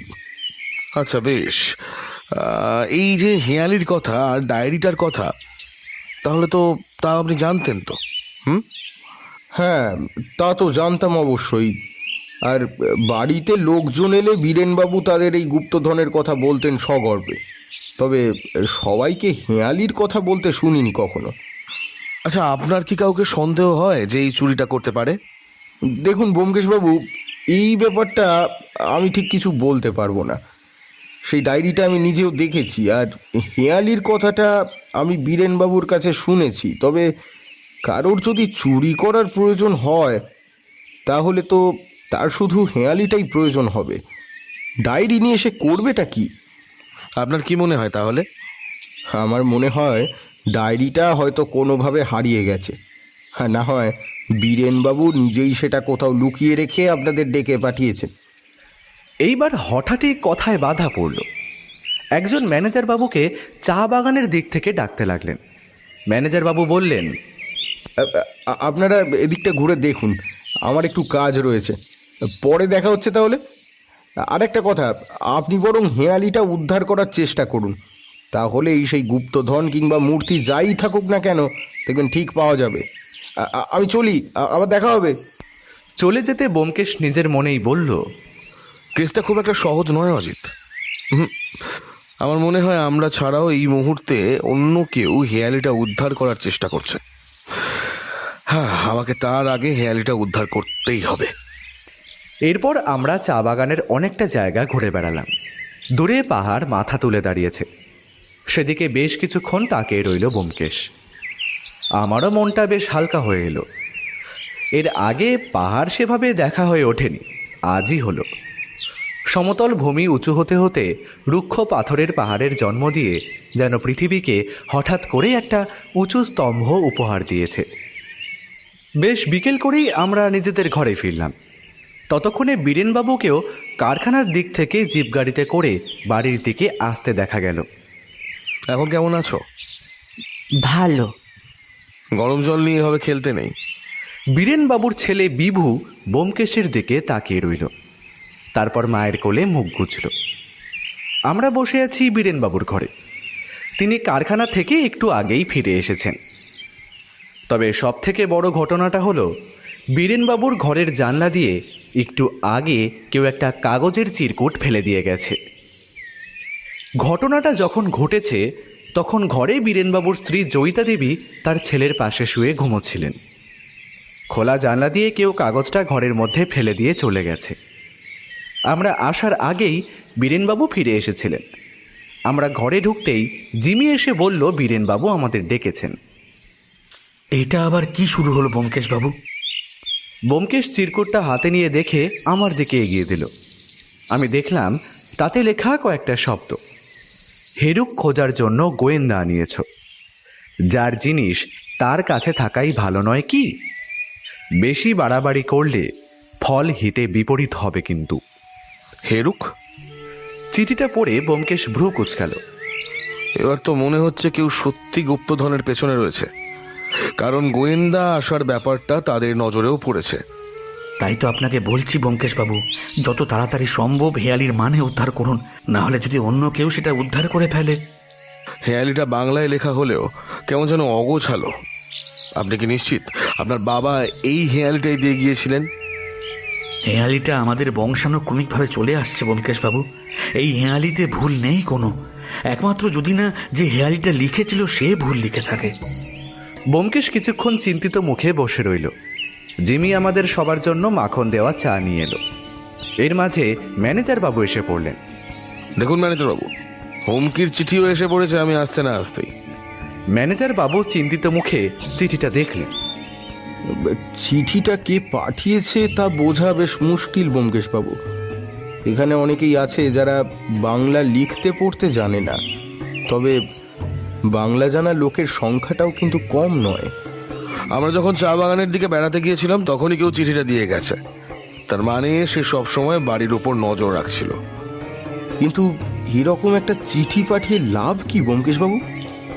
আমাদের ভয় দেখিয়ে এই গুপ্তধন খোঁজার ব্যাপারটা থেকে দূরে সরিয়ে রাখতে চাইছে কেউ। আর আমার মনে হয় এই হেরুকের সঙ্গে গুপ্তধনের কোনো সম্পর্ক আছে। এরকম কোনো নাম তো আগে শুনিনি। আমি শুনেছি, বাবা মারা যাওয়ার আগে মাঝে মাঝে এই নামটা বলতেন। ব্যোমকেশ উত্তেজিত স্বরে প্রশ্ন করল, তিনি কি আর কিছু বলতেন?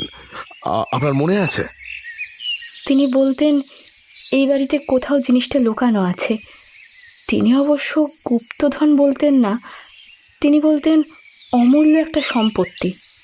সেটা কি ওই হেয়ালির মানে উদ্ধার করার পরেই পাওয়া যাবে? আমার তো তাই মনে হয়। এই চিঠিটাকে গুরুত্ব দেবার প্রয়োজন নেই ব্যোমকেশ বাবু। আপনি আপনার মতো করে হেয়ালিটা উদ্ধার করার চেষ্টা করুন।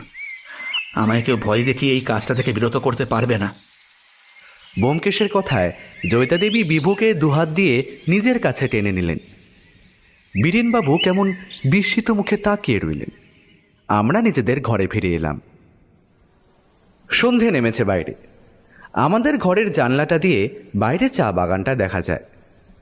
সূর্য ডুবে যাওয়ার সাথে সাথে ঠান্ডাটাও বেশ জাঁকিয়ে পড়েছে। জানলাটা বন্ধ করে দিয়ে বিছানার ওপরে এসে বসো অজিত। আমি জানলা বন্ধ করে ঘরের দরজায় ছিটকিনি তুলে বিছানার উপরে বসলুম। দুজনের গায়ে দুটো শাল। শালের ভেতর থেকে হাত বার করে ব্যোমকেশ একটা খাতা খুলে বসেছে। এই খাতায় সেই হেয়ালিটা লেখা রয়েছে। তাছাড়া আর একটা পাতায় আরও কী সব যেন লেখা। আচ্ছা, তোমার কি মনে হয় এই গুপ্তধনের পেছনে বীরেনবাবু ছাড়া আর কে কে রয়েছে? বীরেনবাবু ছাড়া আর যারা যারা এই গুপ্তধনের ব্যাপারটা জানেন তারা সবাই তো এর পেছনে থাকতে পারে। সেটাই স্বাভাবিক নয় কি?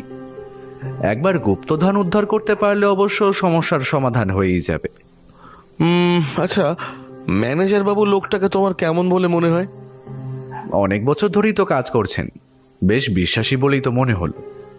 আর তার যদি গুপ্তধনের উদ্ধার করার হতো তার কাছে তো সুযোগ ছিলই। জয়িতা দেবীর ঘরের চিঠিটা ফেলার জন্য বাড়ির পেছনের দিকে যেতে হবে। আমরা যখন চা বাগানের মধ্যে দাঁড়িয়ে ম্যানেজার বাবুর সাথে কথা বলছিলাম তখন একটা স্থানীয় লোককে বাড়ির দিক থেকে কারখানার দিকে হেঁটে যেতে দেখেছি। তখন ব্যাপারটা গুরুত্ব দিইনি, অনেক দূর থেকে বলে লোকটাকে ভালোভাবে দেখাও হয়নি। আমি অবাক হয়ে বললাম, তার মানে তুমি বলতে চাইছো চা বাগানের কেউ এই কাজটা করেছে? কেউ এই কাজটা করেছে অথবা তাকে দিয়ে অন্য কেউ কাজটা করিয়েছে। কিন্তু এতে লাভ কি? হেরুকের নামটা কি তুমি এর আগে শুনেছ? না, ওই চিঠিতেই তো প্রথম দেখলাম। আর তারপর তো জয়িতা দেবী বললেন তিনি তার বাবা মানে বীরেনবাবুর বাবার কাছ থেকে কথাটা শুনেছেন। চিঠির প্রেরক কিন্তু আমাদের এক্ষেত্রে সাহায্যই করেছেন। আমার অনুমান বলছে এই গুপ্তধন আসলে আর কিছুই নয়, একটা অমূল্য হেরুক মূর্তি। হেরুক মূর্তি? হ্যাঁ, কাল তোমায় বৌদ্ধ ধর্মের বজ্রযান শাখার কথা বলেছিলাম, মনে পড়ছে? হেরুক সেই শাখারই এক ভয়ঙ্কর দেবতা। ভারী উগ্র হেরুকের বিগ্রহ কল্পনাও। বৌদ্ধদের বিশ্বাস অনুযায়ী হেরুক সাক্ষাৎ প্রজ্ঞা, জ্ঞান ও শান্তির প্রতীক। অনেকে আবার এই দেবতাকে ইষ্ট দেবতা জ্ঞানে পুজোও করে। তবে তিব্বতী ভাষায় হেরুক শব্দটার মানে কিন্তু খুবই অদ্ভুত। কি মানে? রক্তপায়ী। সহজে বললে রক্তের জন্য পিপাসার্থ দেবতা। ভারী অদ্ভুত এই বজ্রযান শাখাটি। এখানকার দেবতা, তাদের বিগ্রহ এবং সেই সব বিগ্রহের প্রতীকী অর্থ সবই একদম অন্য রকমের বলা চলে। আচ্ছা বলো দেখি, যদি কেউ এই মূর্তির সন্ধান বন্ধই করতে চায়, তবে সে চিঠিটা আমাদের ঘরে না ফেলে জয়িতা দেবীর ঘরে ফেললেন কেন? আরে তাই তো, এই ব্যাপারটা তো আমার মাথায় আসেনি। তাহলে চিঠিটা সরাসরি আমাদেরকেই দিল না কেন? সরাসরি আমাদের দেওয়াতে অনেক বিপদ আছে অজিত। তাই চিঠিটা জয়িতা দেবীর ঘরে ফেলে এক কাজে দু কাজ হলো। সম্ভবত হেরুকের কথাটা সে আমাদের জানাতে চেয়েছিল, অর্থাৎ সে আমাদের বোঝাতে চাইল এই হেয়ালি সমাধানে সে আমাদের চাইতে এক ধাপ এগিয়ে রয়েছে। তাছাড়া বীরেনবাবুকে একবার সতর্ক করে দিতে পারলো। তুমি কেসটা কিছু বুঝতে পারছো ব্যোমকেশ? বীরেনবাবুর বাবার ডায়েরিটা পাওয়া গেলে সুবিধে হতো অজিত। আমার মনে হয় এই মুহূর্তেই সবকিছুর সাথে খুব চেনা কারোর সম্পর্ক রয়েছে। আর হেয়ালির ব্যাপারটা? হেয়ালি, এইটাই তোমাকে সব থেকে বেশি ভাবাচ্ছে অজিত। বক্ষ হলো রক্ষ কারা, যক্ষ হলো চক্র, ঈশান দিশান রইল নিশান, পাষাণ দৃষ্টি বক্র। না অজিত, যত ভাবছি ততই হেয়ালিটা জটিল হয়ে যাচ্ছে। এই হেয়ালিটা যে সাংকেতিক বেশ বুঝছি, কিন্তু সংকেতগুলো ধরেও ধরতে পারছি না। তবে আমি নিশ্চিত খুব শিগগিরই আমরা তা পারবো। আচ্ছা, বীরেনবাবুর বাড়িতে আর একটা মূর্তি ছিল বলে তিনি বলেছেন, ওই চক্রেশ্বর বা যক্রেশ্বর জাতীয় কিছু একটা। ওটার সাথে এই মূর্তির কি কিছু সম্পর্ক আছে? সেটাই তো স্বাভাবিক অজিত। এক কাজ করো, চলো চলো চক্রেশ্বরের মূর্তিটা দেখেই আসি। বীরেনবাবু আমাদের সাথে এলেন না। জিমি আমায় আর ব্যোমকেশকে নিয়ে বাড়ির পেছনের দিকের একটা ঘরে গিয়ে পৌঁছল। সেই ঘরের দরজা খুলতেই যে মূর্তিটা দেখা গেল, এরকম মূর্তি এর আগে আমি কখনো দেখিনি। হিন্দু ধর্ম মতে কুবের নামের এক দেবতার কথা এবং তার মূর্তি আমি দেখেছি। এই মূর্তিটার সাথে তার অনেকটা মিল থাকলেও মুখের দুপাশে লম্বা দুটো সদন্ত রয়েছে। মূর্তিটির মুখের ভাব ভীষণ উগ্র, চোখের ভুরু দুটি ঈষৎ বাঁকা, তাতে মুখের কুরুদ্ধ ভাবখানা আরও বেশি করে ফুটে উঠেছে। মূর্তিটার চারিদিকে নানান সূক্ষ্ম তিব্বতী কারুকার্য ছাড়াও দুটো হাতে ধরা রয়েছে একটা অদ্ভুত পাত্রের মতো বস্তু, এবং তার সাথেই অনেকটা ছোট আকারের ঘটের মতো কিছু একটা সেই পাত্রে রাখা রয়েছে। দুহাতের বাহুর মাঝে একটা লম্বা তলোয়ার কিংবা লাঠি জাতীয় কিছু একটা শোয়ানো। চক্রেশ্বরের গোটা মূর্তি বহু পুরনো, এখানে ওখানে মূর্তির রং এবং কারুকার্য নষ্ট হয়ে গেছে। তবে এই মূর্তি যে এখনো পুজো হয় তা বোঝা গেল মূর্তির সামনে পুজোর উপকরণ দেখে। এই গোটা ঘরটাই আলাদা ঠাকুর ঘর হিসেবে ব্যবহৃত হয় বলে জিমি জানালো। এই চক্রেশ্বর খুব জাগ্রত দেবতা স্যার। আগের পুজো প্রতিদিন হতো, তবে বড়বাবু মারা যাওয়ার পর থেকে বাবু খুব একটা পুজো টুজো করেন না। এ বাড়িতে কোনো হিন্দু দেবতার মূর্তি নেই? না স্যার, আমি যতটা জানি বাবুরা সবাই বৌদ্ধ, আর এই একটাই মূর্তি এ বাড়িতে আছে। যদিও দিদিমণির ঘরে কিছু হিন্দু দেবদেবীর ছবি রয়েছে। জিমির কথা সত্যি। আমরা দেখেছি জয়িতা দেবীর ঘরে দুর্গা এবং শিবের ছবি রয়েছে। ব্যোমকেশ মূর্তিটার দিকে তাকিয়েই রইল। মনে মনে দেখলাম ও বিড়বিড় করে বলছে, অসি রশি সিংহ দুয়ার, কুঞ্চিকা পাত্র মাত্র মহাশূন্য রক্ষা করেন চক্রেশ্বর দিবারাত্র। অসি রসি সিংহদুয়ার। আশ্চর্য। মূর্তিটা লম্বায় বেশ বড়। মূর্তিটা যেখানে রাখা রয়েছে তার নিচে একটা কালো পাথরের বেদি মতো জায়গা। গোটা ঘরে আর তেমন কিছু নেই, যদিও ঘরের একদিকে একটা জানলা আছে, পেছনের দিকে সেই জানলা দিয়ে সামান্য চাঁদের আলো এসে পড়েছে মূর্তিটার ঠিক বুকের উপরে। তাছাড়া ঘরে ইলেকট্রিক আলো তো রয়েছেই। মূর্তিটা দেখতে দেখতে একসময় ব্যোমকেশ প্রশ্ন করল, তোমাদের এই চক্রেশ্বর দেখছি খুবই ভয়াল প্রকৃতির। হেয়ালির কথা অনুযায়ী সেই এই গুপ্তধনের রক্ষাকর্তা। তুমি এই গুপ্তধনের কথা জানতে? জিমি মাথা নাড়াল। ব্যোমকেশকে দেখলাম মূর্তিটার সামনে পেছনে চারিদিকে ঘুরে ঘুরে দেখতে লাগলো এবং দুবার হাত দিয়ে মূর্তিটার গায়ে কি যেন পরীক্ষা করল। একসময় আমরা সেই ঘর থেকে বাইরে বেরিয়ে নিজের ঘরে এলাম। সেদিনের রাতটা একভাবেই কেটে গেল। রাতের খাওয়া দাওয়ার পর ব্যোমকেশ আর আমি আবার সেই হেয়ালেটা নিয়ে পড়লাম। বাংলায় লেখা সহজ সাধারণ দেখতে, সহজ বলে মনে হলেও হেয়ালির কিন্তু কোনো মানেই আমরা উদ্ধার করতে পারলাম না। এর আগে এমন অনেক হেয়ালি দেখেছি, তবে সে সমস্ত হেয়ালি আলাদা, আর এমন সাংকেতিক হেয়ালি আমরা খুবই কম দেখেছি। অথচ কেবল যেন মনে হচ্ছে অর্থটা ধরেই ফেলেছি। প্রায় অনেক রাত পর্যন্ত ব্যোমকেশ আর আমি হেয়ালির অর্থ আবিষ্কারের চেষ্টা করার পর শেষমেশ হাল ছেড়ে দিয়ে ঘুমোতে গেলাম। সকালে খাবার খেতে বসে ব্যোমকেশ বীরেনবাবুকে বলল, বীরেনবাবু, আমি হেয়ালিটা প্রায় উদ্ধার করে ফেলেছি। বীরেনবাবুর সাথে ম্যানেজার বাবু, জয়িতা দেবী এবং আমিও অবাক হয়ে ব্যোমকেশের দিকে তাকালাম। সামান্য কিছুটা বাকি রয়েছে, তবে তার জন্য আমায় কিছু বইপত্র পড়তে হবে। এ বাড়িতে কি বৌদ্ধ ধর্ম সম্পর্কিত কোনো বইপত্র রয়েছে? হ্যাঁ, ওপরে বাবার ঘরে অনেক বইপত্র রয়েছে। আমার মনে হয় বৌদ্ধ ধর্ম নিয়েও কিছু বইপত্র ওখানে পেয়ে যাবেন। আপনি সেসব পড়েন না? না, সত্যি বলতে কি এসব নিয়ে আমি খুব একটা আগ্রহ পাই না। নেহাত বাবার ডায়েরিটা চুরি হয়ে যাবার পরে গুপ্তধনের ব্যাপারটা ভাবতে শুরু করেছিলাম। না হলে অনেকদিন আগে থেকেই গুপ্তধনের গল্পটা আমাদের পরিবারে চালু থাকলেও কখনোই সেটা খোঁজার চেষ্টা আমি করিনি। আচ্ছা বেশ, তাহলে ওই ঘরের দরজা আপনি জিমিকে খুলে দিতে বলুন। আমি আজ দুপুরেই ওই ঘরে যাব। বীরেনবাবু আর ম্যানেজার তাদের খাওয়া সেরে কারখানার দিকে চলে গেলেন। আমি আর ব্যোমকেশ আবার বেরিয়ে পড়লাম পাহাড় দেখতে। চা বাগানে ঘোরার ফাঁকে ফাঁকে আমি যখন পাহাড় দেখায় মগ্ন, তখন স্পষ্ট বুঝতে পারলাম ব্যোমকেশ চা বাগানের প্রতিটি মানুষকে খুঁটিয়ে খুঁটিয়ে লক্ষ্য করার চেষ্টা করছে। একসময় আমরা হাঁটতে হাঁটতে পৌঁছে গেলাম সেই কারখানার কাছে। খুব বেশি বড় নয়, ভেতরে কাজকর্ম চলছে। আমরা বাইরে চারপাশে ঘুরে ঘুরে সেই কারখানাটা দেখে একসময় বাড়ি ফেরার পথ ধরলাম। আমার মনে একটাই প্রশ্ন বারবার ঘুরে ফিরে আসতে লাগলো, ব্যোমকেশ হেয়ালির অর্থ কখন বার করলো? একসময় থাকতে না পেরে ব্যোমকেশকে প্রশ্নটা করেই বসলাম। আরে ওটা তো সাবধান অজিত বলেই আমায় একটা ধাক্কা মেরে রাস্তার একপাশে ফেলে দিয়ে নিজেও অন্যদিকে লাফিয়ে পড়ল। আর সাথে সাথেই একটা ছোট্ট কি যেন আমাদের উল্টো দিকে গাছটার গায়ে গিয়ে বিঁধল। ব্যোমকেশ তাড়াতাড়ি এদিকে ওদিকে তাকাতেও কাউকেই দেখতে পেল না। আমরা গাছটার দিকে এগিয়ে গিয়ে দেখলাম একটা ছোট্ট তীরের মতো ধারালো বস্তু গাছটার গায়ে বেঁধে রয়েছে। ব্যোমকেশ সাবধানে সেটা গাছের গা থেকে খুলে নিয়ে দেখতে দেখতে বলল, বিষ মাখানো তীর অজিত। দেখো দেখো, ছোট্ট তীরের মাথাটা কেমন নীলচে হয়ে আছে। খুব সম্ভবত স্থানীয় কোনো ফুলের বিষ। সর্বনাশ! তাহলে আমাদের ওপর কেউ আক্রমণ করতে চাইছে? করবে নাই বা কেন? আমরা যে হেয়ালির মানে উদ্ধার করে খুব শীঘ্রই গুপ্তধন বার করে ফেলতে পারি, এই ভয়টা যে দেখানো হয়ে গেছে। মানে? আর একটু অপেক্ষা করতে হবে অজিত।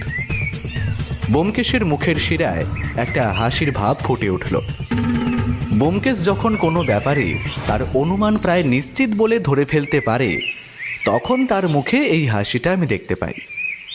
কিন্তু ব্যোমকেশ নিজেই বলেছে সে হেয়ালির অর্থ উদ্ধার করতে এখনো পারেনি। তাহলে তার কোন অনুমান এতটা নিশ্চিত হয়ে উঠল? গোটা দুপুরটা আমি নিজের ঘরেই রইলাম। ব্যোমকেশ বীরেনবাবুর বাবার সেই লাইব্রেরি ঘরে বৌদ্ধ ধর্মের বইপত্র নিয়ে পড়াশোনা করতে লাগলো। অনেক পরে সে আমার ঘরে এসে বলল, অজিত, বৌদ্ধ ধর্ম নিয়ে একা আমি যে বীরেনবাবুর বাবার বইপত্র ঘেটেছি তা নয়, আমার আগেও আরও কেউ ঘেটেছে। তবে তিনি বীরেনবাবুর বাবাও হতে পারেন, অথবা আমাদের সেই অদৃশ্য প্রতিদ্বন্দ্বী যে চাইছে না আমি তার আগে হেয়ালির অর্থ উদ্ধার করে ফেলি। কিন্তু হেয়ালির মানে কি তুমি উদ্ধার করতে পেরেছ? হেয়ালির মানে উদ্ধার করার পরেও খুব সহজে তুমি সেই মূর্তি খুঁজে পাবে না, কারণ সেই মূর্তির রক্ষা করছে স্বয়ং বৌদ্ধ দেবতা চক্রেশ্বর। তার মানে তুমি নিজে হেয়ালির অর্থটা উদ্ধার করতে পেরেছ, অথচ আমায় বলনি, তাই তো? অজিত, এখন এসবের সময় নেই। এখন আমাদের তাড়াতাড়ি সেই মূর্তিটা খুঁজে বার করতে হবে। আমার মনে হয় এই হেয়ালির অর্থ উদ্ধার আমাদের প্রতিদ্বন্দ্বীও করে ফেলেছে, তাই আমায় সরিয়ে দেওয়ার জন্য আজ এই বিষ মাখানো তীরের নিমন্ত্রণ সে রেখেছিল। তুমিও না ব্যোমকেশ, সত্যি আর একটু হলেই কি যে হতো, আর তুমি এসব নিয়ে মজা করছো। আচ্ছা বেশ, মজা করছি না, চলো। তবে তার আগে একটা কাজ করতে হবে। কি কাজ? আমরা বাড়িতে ফিরে আসতেই প্রথমেই দেখা হলো জিমির সাথে। সে জানালো ম্যানেজার বাবু এবং বীরেনবাবু এখনও বাড়িতে ফিরে আসেনি। ব্যোমকেশ জিমির দিকে শক্তভাবে তাকিয়ে থেকে বলল, জিমি, তুমি কি চাও তোমার বাবু এই গুপ্তধন উদ্ধার করতে পারুক? জিমি ব্যোমকেশের গলার স্বর এবং মুখের ভাব দেখে কেমন যেন হতচকিতভাবে তাকিয়ে রইল। তারপর বলল, হ্যাঁ স্যার, আমরা মন থেকে সচ্চা কথা বলি স্যার, আমাদের কথার দাম আছে স্যার। আমরা জান দিয়ে দেব, কিন্তু প্রভুর সাথে নেমখারামি করব না। নেমখারামি তোমায় করতে হবে না, শুধু একটা ঘর খুলে দিতে হবে, আর সেই ঘরের বাইরে দাঁড়িয়ে তোমায় পাহারা দিতে হবে যাতে অন্য কেউ না আসে। কিন্তু স্যার, বাবুকে না জানিয়ে? বাবুকে জানাতে গেলে অনেক দেরি হয়ে যাবে জিমি, আর পুরোটাই তোমার বাবুর ভালোর জন্যই। জিমি কিছুক্ষণ ভাবল, তারপর ব্যোমকেশের দিকে তাকিয়ে বলল, কোন ঘরটা স্যার? বীরেনবাবু ফিরে আসার আগেই আমাদের কাজটা হয়ে গেল, কিন্তু আমি বুঝতে পারলাম না এর প্রয়োজন কি ছিল। ব্যোমকেশ শুধু একবার আমায় বলল, যা হচ্ছে চুপচাপ দেখে যাও অজিত, এর কারণ এখন জিজ্ঞাসা করো না, এখন বললে তুমি বুঝবে না, সময় মতো সব বলবো। আমরা অপেক্ষা করতে লাগলাম বীরেনবাবু ফিরে আসার জন্য। তারপর আমরা শুরু করব সেই গুপ্তধন অর্থাৎ হেরুকের মূর্তি উদ্ধারের কাজ। এখন কেমন আছো বিভু? ভালো। তোমরা দাদা ঠাকুরের সেই কবিতাটার মানে বুঝতে পেরেছো? মা বলল তোমরা নাকি ওটা খুঁজছো। আমি জানি তুমি কবিতাটা জানো, তাই না? বিভু হাসলো, তারপর বলল, ওটা তো কবিতা নয়, ওটা সংকেত, চক্রেশ্বরের সংকেত। দাদা ঠাকুর বলতো। ওটাতে কি লেখা আছে তা আমি জানি না, তবে দাদা ঠাকুর বলেছিল একটা খুব দামি জিনিস লুকোনো আছে, যেটা ওই সংকেতের মানে বুঝলে পাওয়া যাবে। তবে সেই দামি জিনিসটাকে নাকি নিজের বুক দিয়ে রক্ষা করছে চক্রেশ্বর। এসব তুমি কাউকে বলনি তো? না না, বলিনি। ব্যোমকেশ বিভুর সাথে কথা বলছে এমন সময় জয়িতা দেবী এসে ঘরে ঢুকলেন। ও আপনারা? আপনাদের বাড়ির গুপ্তধন রহস্য উদ্ধার হয়ে গেছে জয়িতা দেবী, এখন শুধু গুপ্তধন উদ্ধার করলে আমাদের কাজ শেষ।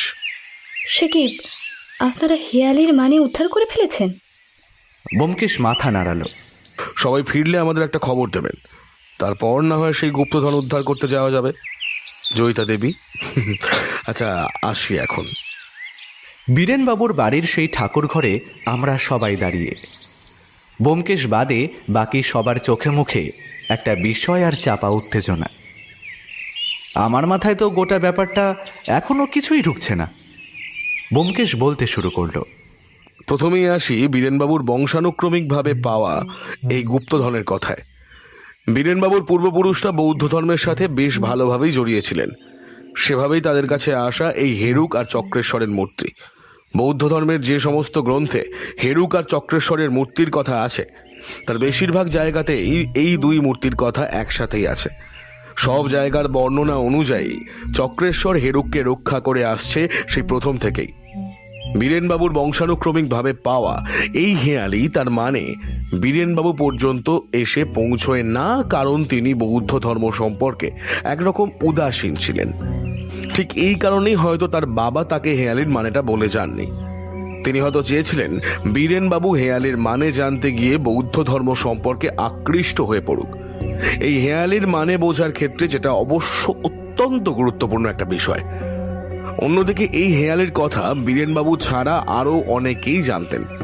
বীরেনবাবুর বাবার সেই ডায়েরিটা তার বাড়িতে পুজোর সময় চুরি হয়ে যায় বলে তিনি ভেবেছিলেন, কিন্তু আসলে ডায়েরিটা চুরি হয়েছিল তার আগেই। এরপরেই বীরেনবাবুর মনে হয় সেই গুপ্তধনের ব্যাপারটা হয়তো গুজব নয়। ডায়েরিটা না হারালে তিনি হয়তো এই ব্যাপারে তেমন কিছুই ভাবতেন না, কিন্তু ডায়েরি হারিয়ে যেতেই তার মনে হয় ব্যাপারটা দেখা দরকার। আমি এখানে আসার পরেই হেঁয়ালিটা আমার হাতে আসে। হেঁয়ালিটা ছিল শুনতে সহজ, কিন্তু সমস্যা ছিল হেঁয়ালির ভাষাটা। সেটা বাংলা ভাষায় লেখা, তবে অনেক ভেবেচিন্তে, যাতে চট করে সেটা কেউ বের করতে না পারে। আমার মনে হয় ডায়েরিটা যে চুরি করেছিল সে নিজে হেঁয়ালির অর্থটা বার করতে পারেনি। আমি এখানে আসার পরে সে ভয় পেয়ে যায় যদি তার আগে আমি এই অর্থ বের করে গুপ্তধন অর্থাৎ সেই হেরুকের মূর্তিটা বার করে ফেলি, তাহলে তো তার সমস্ত পরিকল্পনা ভেস্তে যাবে, তাই না? তাই সে খুব বুদ্ধি করে একটা চিরকুটে বীরেনবাবুকে সাবধান করার কথা বলে আমায় জানিয়ে দিয়ে যায় যে গুপ্তধন আসলে হেরুকের মূর্তি। প্রথমে আমি ভেবেছিলাম যে সে হয়তো আমায় জানাতে চাইছে, কিন্তু আসলে তা নয়। সে জানতো না যে ব্যাপারটা আমি তখনও বুঝতে পারিনি। আমার মনে হয় ওই ডায়েরিটা পড়ার পরেই সে সমস্ত ব্যাপারটা জেনেছিল। হেরুকের মূর্তিটা আসলে আছে এই ঠাকুর ঘরেই। বীরেনবাবুর বাবা তার ছেলে বিভুর কাছে মাঝে মাঝেই ওই মূর্তির কথা খেলার ছলে বলতেন। বিভু সেই কথাটা মনে রেখেছিল এবং সেই আমায় এই হেঁয়ালির আসল সুতোটা ধরিয়ে দিয়েছিল, যেখান থেকে আমি গোটা হেঁয়ালির মানেটাই উদ্ধার করতে পেরেছি। হেঁয়ালি উদ্ধার করার কথা যেদিন আমি সবার সামনে জানালাম, সেদিনই চা বাগানে ঘুরতে গিয়ে আমার ওপর প্রথম আক্রমণটা হয়। অর্থাৎ আমার প্রতিদ্বন্দ্বী ভয় পেয়ে গিয়েছিল যে আমি হেরুকের মূর্তিটা তার আগে উদ্ধার করে ফেলব, তাই সে আমার উপর আক্রমণটা চালায়। ঠিক এখানেই আমি আমার একটা পরিকল্পনা কাজে লাগিয়েছিলাম। আসলে সেদিন যখন আমি বলেছিলাম আমি হেঁয়ালির মানে উদ্ধার করে ফেলেছি, আমি আসলে মানেটা উদ্ধার করতে পারিনি। আমি বুঝতে চেয়েছিলাম আমি হেঁয়ালির মানে উদ্ধার করে ফেললে কার কার সমস্যা হতে পারে। তবে সেদিন চা বাগানে ঘুরতে গিয়ে আমাকে লক্ষ্য করে যে বিষ মেশানো ছোট তীরটা ছোড়া হয়েছিল, তা কে ছুঁড়েছিল আমি বুঝতে পারিনি। তবে সেটা যে কারখানার দিক থেকে ছোড়া হয়েছিল তা আমি নিশ্চিত। সে কি আপনার উপর আক্রমণ হয়েছিল? এটা তো আমাদের জানার নেই। ব্যাপারটা আপনাদের জানিয়ে আপনাদের বিব্রত করতে চাইনি, তবে এটা তেমন কোনো ব্যাপার নয়। আপনি বললেন সেই হেরুকের মূর্তিটা এই ঘরেই আছে, কিন্তু কোথায়? মূর্তিটা এতদিন ধরে যখন রয়েছে আর একটু থাকুক না চৈতা দেবী, আমি আগে অন্য ব্যাপারটা শেষ করিনি, কেমন? তা বীরেনবাবুর বাবার ঘরে যে বৌদ্ধ ধর্মের বইপত্রগুলো ছিল সেগুলো আমি দেখতে চেয়েছিলাম। তার কারণ হলো আমার আগে সেগুলো কেউ দেখেছে কিনা তার নিশ্চিত করা। বইপত্রগুলো দেখতে গিয়ে আমার মনে হয় আমার আগে এই বইপত্রগুলো অন্য কেউ দেখেছে, কারণ হেরুক আর চক্রের স্বরের কথা যেখানে যেখানে লেখা ছিল সেই জায়গাগুলোতে পেন্সিল দিয়ে মার্ক করা হয়েছে। হতেই পারে ব্যাপারটা বীরেনবাবুর বাবা নিজে করে গেছেন, কিন্তু তবুও আমার অনুমান বলেছিল সেটা তিনি নন। হেরুকের মূর্তি উদ্ধার যে আমি ঠিক করে ফেলতাম তা আমি জানি, তবে আমার মতো আর একজন কে এই মূর্তির পেছনে ছিল সেটা জানা খুব বেশি প্রয়োজনীয় ছিল। তাই আমি বীরেনবাবু এবং ম্যানেজারবাবু ঘরে না থাকার সময় তাদের ঘরগুলো একটু খুঁজে দেখেছিলাম।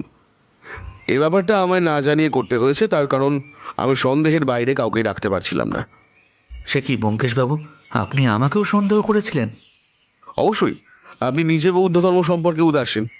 আপনি নিজেই বলেন পুজো আচ্ছা আপনার কাজ নয়, তারপরেও আপনি এই মূর্তির প্রতি হঠাৎ করেই এত আকৃষ্ট হয়ে পড়লেন, যা আপনার বাবা মারা যাওয়ার পরেও এত মাসে করেননি।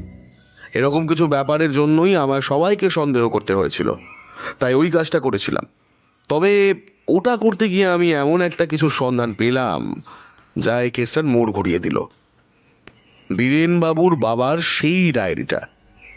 আমি সবাইকে লক্ষ্য করছিলাম।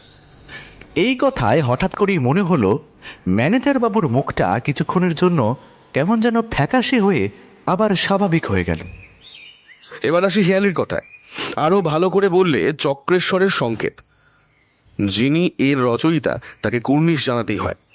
এমন সাংকেতিক একটা হেঁয়ালি বানানোর জন্য খুব যত্ন করে অতি সূক্ষ্মভাবে এই হেয়ালিতে তিনি হেরুক মূর্তির অবস্থান বলে গিয়েছেন। হেয়ালির প্রথম স্তবকটা মনে করুন। বক্ষ হলো রক্ষকারা, চক্ষ হলো চক্র, ঈশান দিশান রইল নিশান, পাষাণ দৃষ্টি বক্র। যক্ষ হলো চক্র, মানে চক্রেশ্বর স্বয়ং যক্ষের মতন এই মূর্তি রক্ষা করছেন। বক্ষ হলো রক্ষকারা, অর্থাৎ তার বুক এই মূর্তির রক্ষাকারী কারাগারের মতন। ঈশান দিশান রইল নিশান, এই উপাসনা কক্ষের ঈশান দিকে নিশানা হিসেবে একটা জানলা রয়েছে। এটা এমনভাবেই বানানো যে রাতে এই জানলা থেকে আসা চাঁদের আলো ঠিক এই মূর্তির বুকের ওপর পড়ে। পাষাণ দৃষ্টি বক্র, আপনারাই দেখুন চক্রেশ্বর কেমন বাঁকা দৃষ্টিতে তাকিয়ে আছেন। এরপরে আছে অসি রশি সিংহ দোয়ার, কুঞ্চিকা পাত্র মাত্র। অসি মানে তলোয়ার, অর্থাৎ চক্রেশ্বরের হাতে ধরা তলোয়ার এই কারাগারের সিংহ দোয়ার। কুঞ্চিকা পাত্র মাত্র, কুঞ্চিকা মানে চাবি, চক্রেশ্বরের হাতে ধরা ওই পাত্রই এই কারাগারের দরজার চাবি। মহাশূন্য রক্ষা করেন চক্রেশ্বর দিবারাত্র। বজ্রযান বৌদ্ধ ধর্মে হেরুক মহাশূন্যের প্রতীক, তাই তাকে নিজের বুকের ভেতর দিন রাত পাহারা দিচ্ছেন চক্রেশ্বর। বীরেনবাবু, আপনি এগিয়ে যান। চক্রেশ্বরের মূর্তির বুকের কাছে যেখানে পাত্রটা ধরা আছে সেখানেই হাত রাখুন, দেখুন কিছু পান কিনা। বীরেনবাবু একবার জয়িতা দেবী আর একবার আমাদের দিকে তাকিয়ে নিয়ে ধীরে ধীরে এগিয়ে গেলেন। ব্যাপারটা আমি দাঁড়িয়ে দাঁড়িয়ে শুনছি, কিন্তু তবুও কি একটা বিষয় আমার খটকা এখনও মনের মধ্যে রয়েছে। বীরেনবাবু এগিয়ে গিয়ে চক্রেশ্বরের বুকে সেই পাত্রের উপর হাত রাখলেন। এবার ভালো করে অনুভব করে দেখুন কোথাও চাপ দেবার মতন কোনো জায়গা রয়েছে কিনা। বীরেনবাবু সেই পাত্রের ডান দিক থেকে বাদিক পর্যন্ত হাত দিয়ে চাপ দিতে দিতে যেতে লাগলেন, আর আমরা রুদ্ধশ্বাসে অপেক্ষা করছি কিছু একটা হওয়ার জন্য। আমার স্পষ্ট মনে হলো আমি একটা খট করে শব্দ শুনলাম, আর তার সাথে সাথেই চক্রেশ্বরের বুকে দুপাশের জায়গাটা সামান্য ফাঁক হয়ে বেরিয়ে এলো একটা ছোট্ট চৌকোনা বাক্স। বীরেনবাবু সেটা হাত দিয়ে বের করতে যাবেন, এমন সময় আমাদের পিছনের দিক থেকে একটা শক্ত গলা ভেসে এলো। ওটা ওখানেই রেখে দিন স্যার। আমরা ঘুরে দাঁড়িয়ে দেখলাম জিতেনের হাতে খোলা পিস্তল। সে সেটা জয়িতা দেবীর মাথায় তাক করে রেখে দিয়েছে। তুমি শেষমেশ জিতেন? তুমি? হ্যাঁ, আমি। আপনার বাবার ডায়েরিটা আপনি মনে হয় খুব ভালোভাবে পড়েননি, তাহলে জানতে পারতেন এই হীরকের মূর্তিটা একা আপনাদের সম্পত্তি নয়, আপনার ঠাকুরদাও ওই মূর্তির সমান অধিকারী। এই মূর্তিটার জন্যে আমি আজ এত বছর ধরে এখানে রয়েছি। ব্যোমকেশবাবু না এলে হয়তো আমি হেয়ালির অর্থটা একদিন ঠিক উদ্ধার করে এই মূর্তি নিয়ে এখান থেকে চলে যেতাম। এত সহজ নয় জিতেনবাবু, আপনি এই মূর্তি নিয়ে এখান থেকে যেতে পারবেন না। কে আটকাবে আমায়? কে? আপনি? আমার লোক গাড়ি নিয়ে বাইরে অপেক্ষা করছে। আমি মূর্তিটা নিয়ে বাইরে বেরিয়ে আপনাদের সবাইকে এখানে বন্দি করে রেখে পালাবো। যে জিনিস এতদিন ধরে হন্যে হয়ে খুঁজছি, যে জিনিস আমার, তা শেষমেশ পাবো এইবার। আচ্ছা, একবার আপনার লোকেদের ডেকে দেখুন তো। জিতেনের হাতে পিস্তল দেখে সবাই ভয় পেলেও ব্যোমকেশ কিন্তু নির্বিকার, বরং তার মুখে একটা হাসি ফুটে উঠেছে। ঠিক এই সময়ে আমার মনে পড়ল খটকাটা কোথায়। জিমি এখানে নেই। এখানে আসার আগেই আমি তাকে দেখেছি, কিন্তু তারপর তাকে আর দেখা যায়নি। তাহলে কি ব্যোমকেশ? ব্যোমকেশের মুখের হাসি দেখে ম্যানেজার বাবু কেমন যেন থতমত খেলেন প্রথমে, তারপর গলা তুলে নিজের লোকদের ডাকতেও কোনো সাড়া পেলেন না। কোনো লাভ নেই জিতেনবাবু, কোনো লাভ নেই। আপনার ডাক শুনে আপনার লোকেরা আসবে না, কারণ তারা এতক্ষণে পুলিশের হাতে বন্দী। আপনার ডাক শুনে বরং এখন এই ঘরের দিকে পুলিশ এগিয়ে আসতে শুরু করেছে। ব্যোমকেশের কথা শুনে ম্যানেজারের মুখ এবার ফ্যাকাশে হয়ে গেল। সে গুলি চালানোর জন্য বন্দুক ব্যোমকেশের দিকে তুলতেই বাইরের দিক থেকে একটা গুলি ছুটতে এসে তার নিজের হাতেই লাগলো। জয়িতা দেবী বিভুকে নিয়ে দৌড়ে বীরেনবাবুর কাছে এসে দাঁড়ালেন। কিছু বুঝে ওঠার আগেই ঘরের ভেতরে এসে ঢুকলো একজন পুলিশ ইন্সপেক্টর, দুজন কনস্টেবল আর জিমি। জিমি দৌড়ে এসে বীরেনবাবুকে বলল, বাবু আপনি ঠিক আছেন তো? হ্যাঁ, আমি আমি আমি ঠিক আছি। তুই ঠিক সময়ে পুলিশ না নিয়ে এলে যা কিছু একটা হয়ে যেতে পারতো রে। আমি কিছুই করিনি বাবু।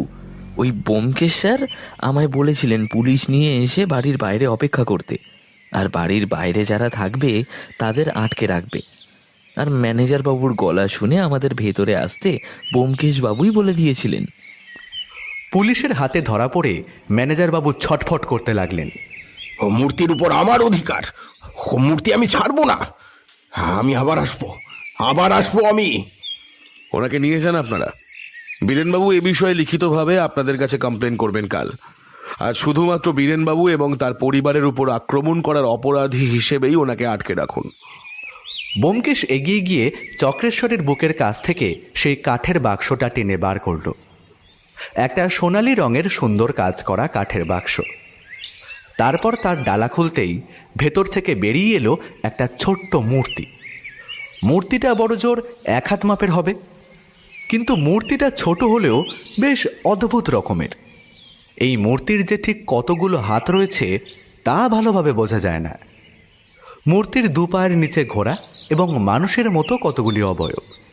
তাছাড়া মূর্তির মাথা এবং মাথার দুপাশে সিংহের মতো মাথার আকৃতির অবয়ব বেরিয়ে রয়েছে।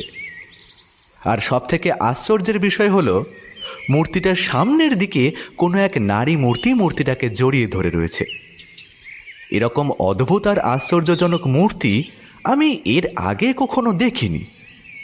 ব্যোমকেশ মূর্তিটা বীরেনবাবুর হাতে তুলে দিয়ে বলল, যেবা জানে মানে ইহার সপ্তরত্ন তার, মহাশূন্য পূর্ণ জ্ঞানে গুণী বোঝেন সার। এই মূর্তি যে সে মূর্তি নয় বীরেনবাবু, অতি দুর্মূল্য 7খানা রত্ন দিয়ে এই মূর্তি নির্মিত।